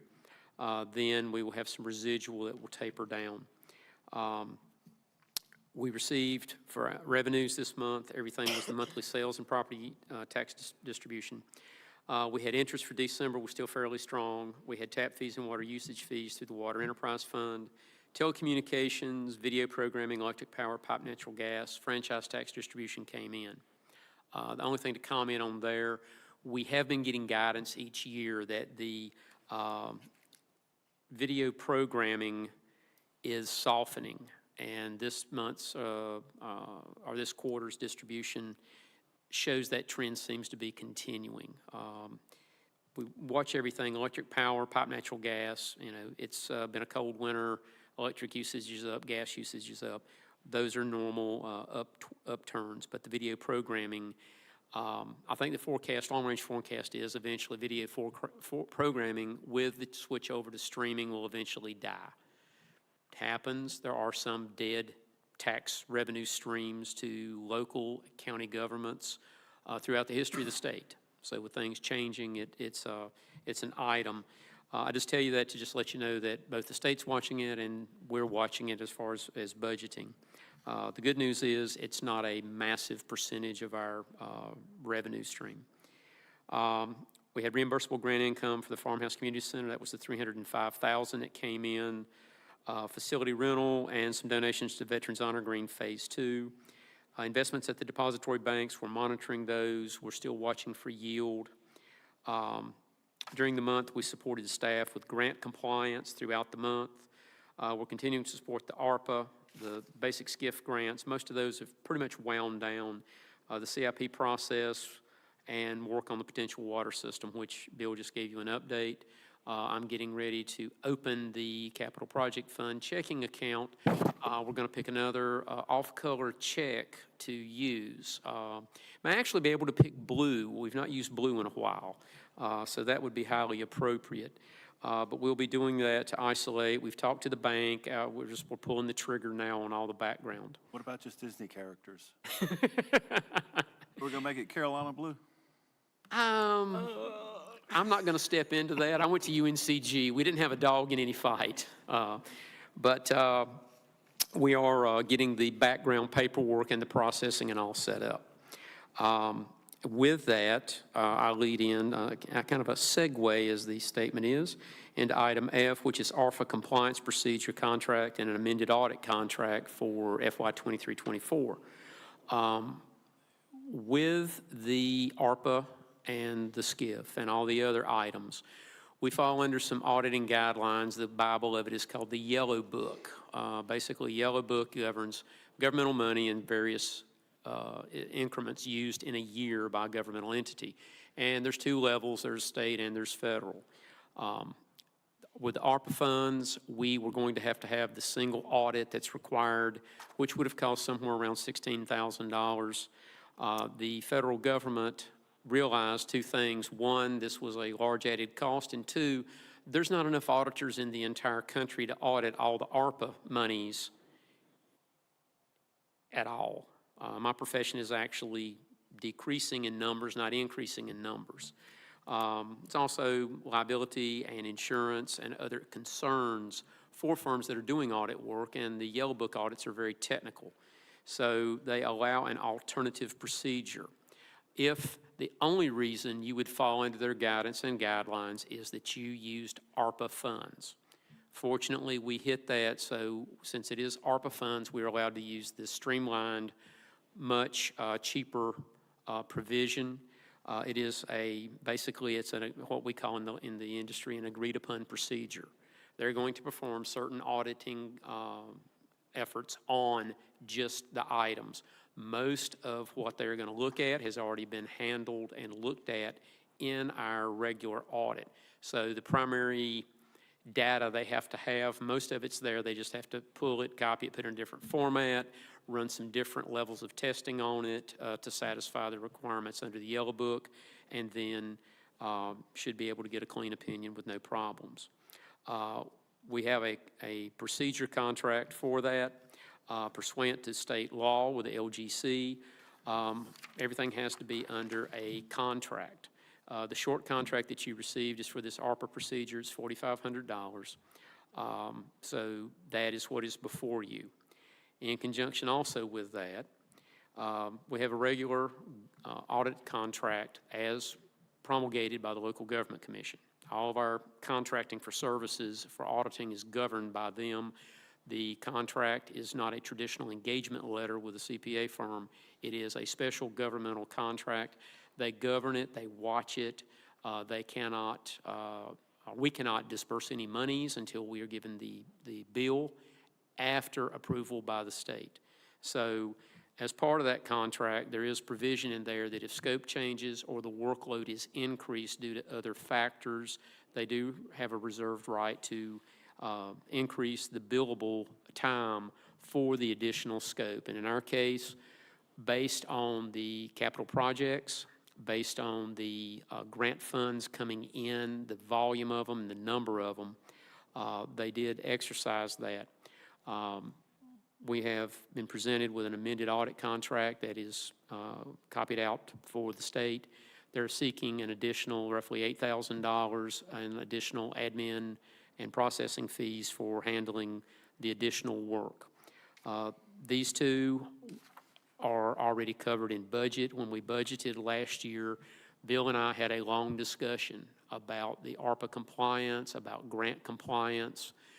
We're fortunate in that as part of the grant compliance, we can double dip. The procedure for ARPA will also cover any concerns the state has. Also, we were under the limit, fortunately for North Carolina, with the grant monies and the way they staggered in this year, that we don't have to do a separate audit as required by North Carolina. So in essence, the good news is we got several millions of dollars of grant monies. The back end, we need to have approval for both this procedure for just the ARPA funds and approval for to cover the additional cost, primarily driven by capital project funds and grant monies used on those. The total here, it's $4,500, I believe, for the ARPA compliance, and then rounded $10,000 for the amended audit contract. To tell you how this goes, if y'all do approve this tonight, I contact the auditors notify the state, signatures are affixed to an original contract, we forward it back to them. The State Local Government Commission reviews everything, agrees, and then they release the documents back to me with their counter signatures, and everything can go. We would notify them after your vote tonight on the ARPA, if you approve it. I'll notify the auditors, and they will pull the trigger on that at the break of dawn tomorrow morning to go ahead and get it going before, because once they send it to the state, they can start their procedure so that they can try to wrap this up in the next few weeks. But that's my request tonight. So it's two things before you. One is approval of the report, and two is the approval of these two contracts, the ARPA compliance and the amended audit contract for FY 23-24. So it's $10,000 and $10,000 and $4,500. $4,500. Now, these are all in budget. Yes, sir, they are all in budget. We knew that we were going to have additional funds. The good news is that we didn't have to have the single audit, so this is cheaper. But we had hedged our bets, because worst case scenario, and part of this going into last year, we didn't know exactly how fast the park was going to be completed and how fast the other projects. So we were having to estimate, and we erred, being conservative, we erred on the side of having additional funds reserved. And we're still going to have some cushion, but we were worried that we would have to do state single audit, federal single audit, and then potentially unnamed ARPA addition, because they were still talking about that. So we've got ample money in the budget. We've ran a long-range forecast of all accounting services, including these, as well as any other stray thing. We factored in a few odds and ends there, but we should still come out with a few $1,000s under budget by year end. So can someone make a motion, just says motion to approve the finance officer's request? Yes. Is that I enough? move that we approve the finance officer's report, and that we approve the ARPA compliance procedure contract and the amended audit contract for FY 23 to 24 as presented. Is there a second? Second. Any discussion? All those in favor say aye. Aye. Nay? No nays. Excellent. Thank you as Thank you. always. All right, that's everything. Thank you very much. We'll get everything rolling. Excellent. Do you need some signatures after? Yes. Okay. Committee reports. Historic preservation? I don't think they met. They didn't Okay. meet this month. Planning and zoning? They didn't meet this month. Okay. Mountains to sea? Nope. Conservation easement? They did not meet. Special events? Do you need special dispensation? Really? Okay.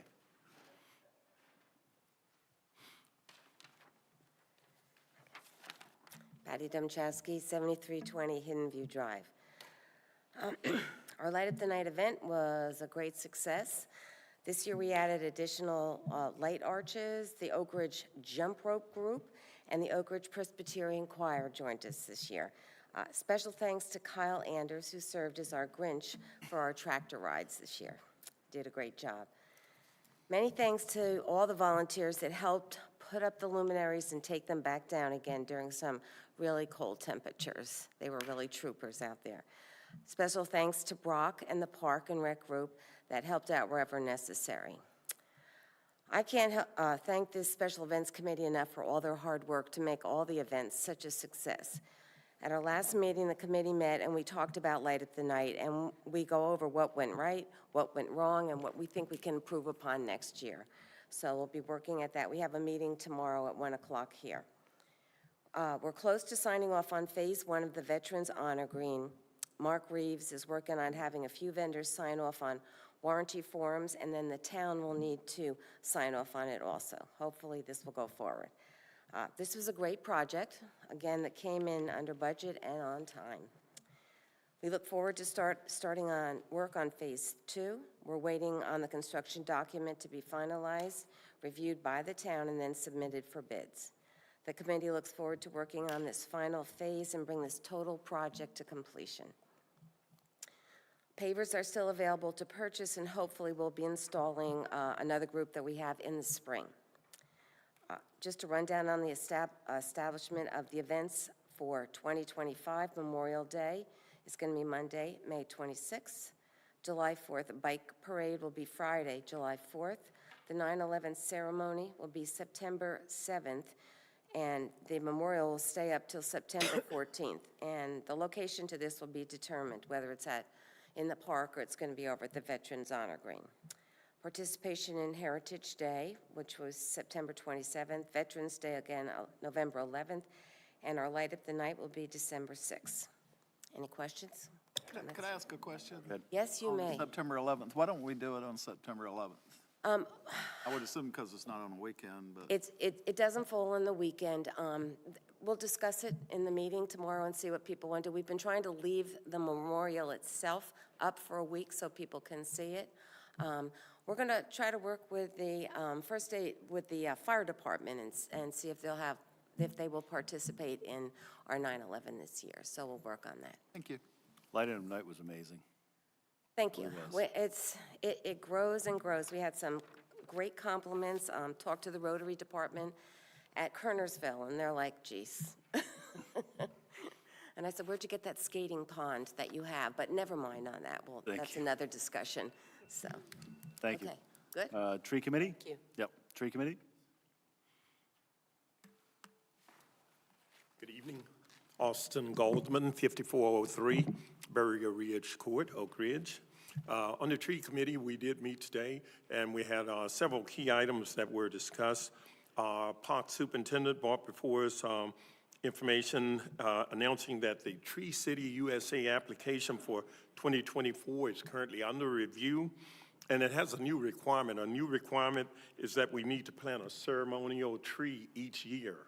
So we are thinking perhaps that the memorial trees that are planted in our parks, we may be able to use the planting of those memorial trees as part of the fulfillment of that Tree City USA requirement. One of the other things that was brought before the Tree Committee was the possible impact on the landscape where the construction interest is going in for the construction of the water tower. Several options for placement of the construction interests were discussed, including on either side of the current landscape border between Town Hall and CrossFit. The consensus was to construct the road on the side of the landscape barrier that is closest to Town Hall, as this would protect the protect the mature Japanese cedar trees there and provide pedestrian access to the park. Another thing we mentioned was the treasure tree nominations are proceeding. We have a number of new trees that we've measured, and we will be tabulating the results on those trees.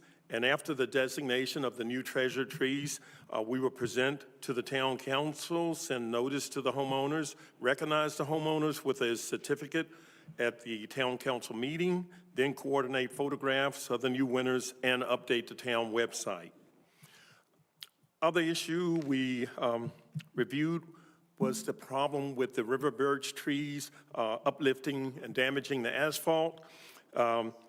We basically found 2 vendors that provide a root barrier that can be trenched and placed along the asphalt to help prevent, well, really rectify that situation. So those 2 and the cost estimates of the root barriers have been given to our park superintendent. And at this point, he's going to be evaluating whether the asphalt can be cosmetically repaired or whether it needs to be taken out and put brand-new asphalt put in place. And also looking at whether the town park employees can actually do the installation themselves. The other things we have, as far as business, we did have the resignation of one of our long-term members, Nancy Stoudemire. She has worked faithfully for the town and has done an exceptional job. And if you see her, thank her for her past work on the tree committee and other committees. And with that said, we have one new member who joined us, Allison Corrado, and we have 1 position that's still open. So if you know a good person for the tree committee, bring them forward. Thank you. Thank you. Parks and Rec. Evening, Adrian Eckenrod, 5679 Timber Trace Way, Oak Ridge. Parks and Rec met on December 19th in person and on Zoom. We had a presentation from Shield Your Skin for a skin cancer walk in Oak Ridge. That was given by Southwest High School students. We approved their event with a tentative date of January 25th and a rain date of January 26th. We discussed the ORA agreement, which has already been gone over, so I'll skip through that. Same thing with the Farmhouse Community Center policy, went through that, which has already been discussed and approved. Thank you. Farmhouse Community Center construction has had a lot of progress, including the HVAC and Duke Energy power has been completed. We have started discussions for a new music series at the farmhouse in 2025. That'll be consisting more of smaller local bands, similar to how the original Music in the Park series first started. The new Music in the Park series that we know is a sponsored one, we have 1 remaining band spot left to fill for 2025. And just an update on the park master plan, the new sidewalk has been poured, and we're still waiting on Duke Energy for quotes for the lights. That's all. Thank you. Thank you. Finance Committee hasn't met, but they're going to start up, what, in March? All right, do we have any open seats that we need to fill?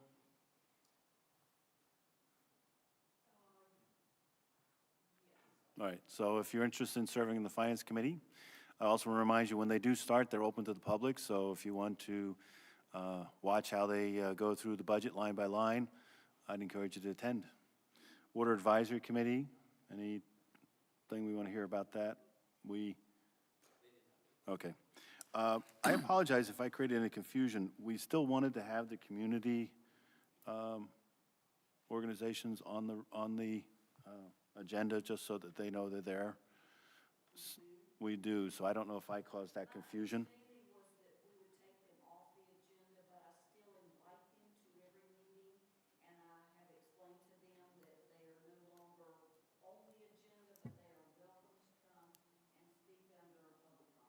Is that satisfactory to the council?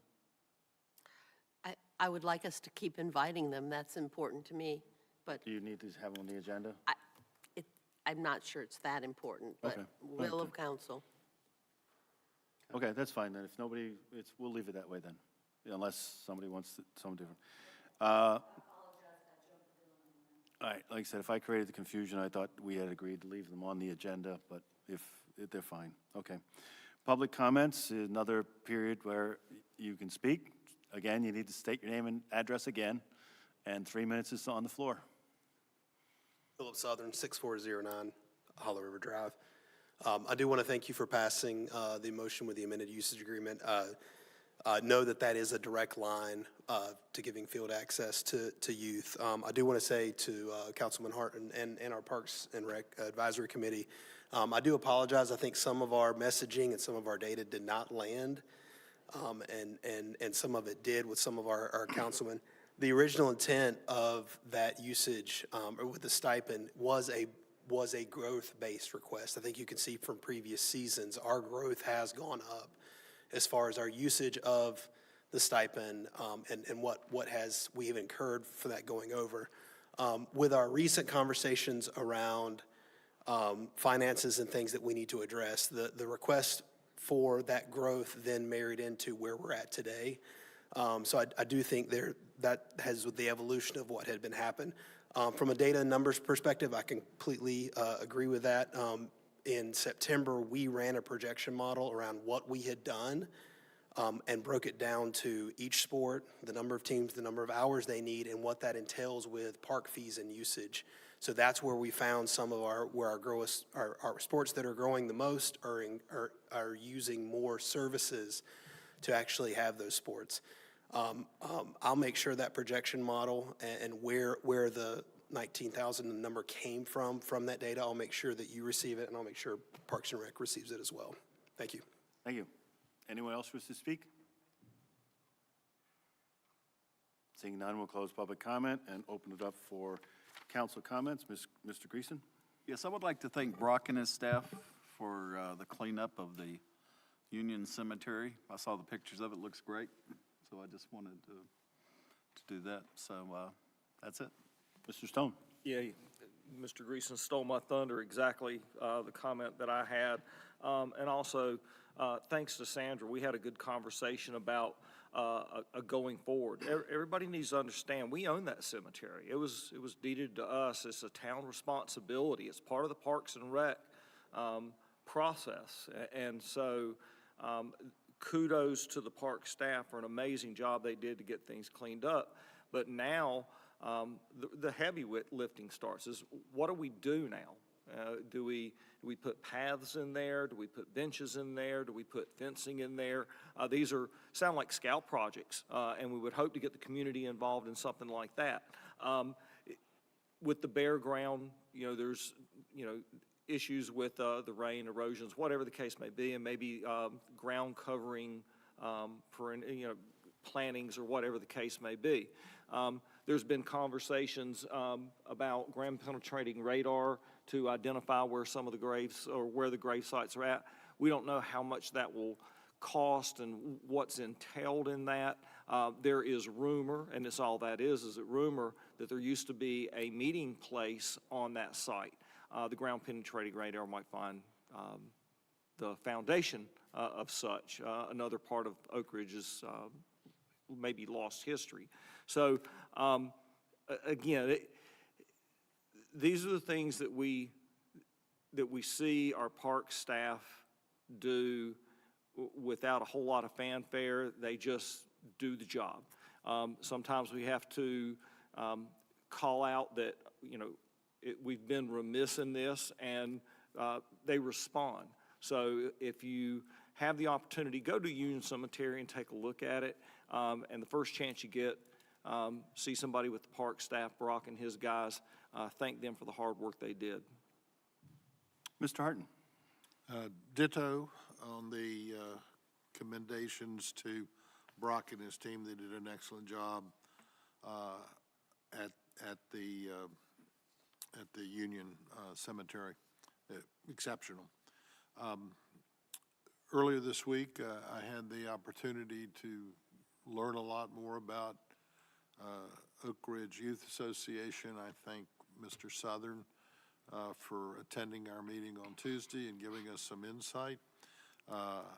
Since then, I have, on Monday, I'll be learning more about it from data that I will get from Brock as far as Oak Ridge, and I look forward to working with and meeting Mr. Southern in a dialogue next Friday lunchtime.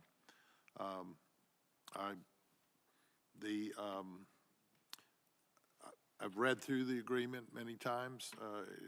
Sometimes it changes, sometimes it doesn't. Obviously, there was a change that was not reported. I appreciate Mr. Bruce's comments on that, and apologies not needed, some things, but clearly, when I'm preparing for these meetings, I spend a lot of time, like everybody does, and I don't always have the information and get surprised in these sessions. That's upsetting to me.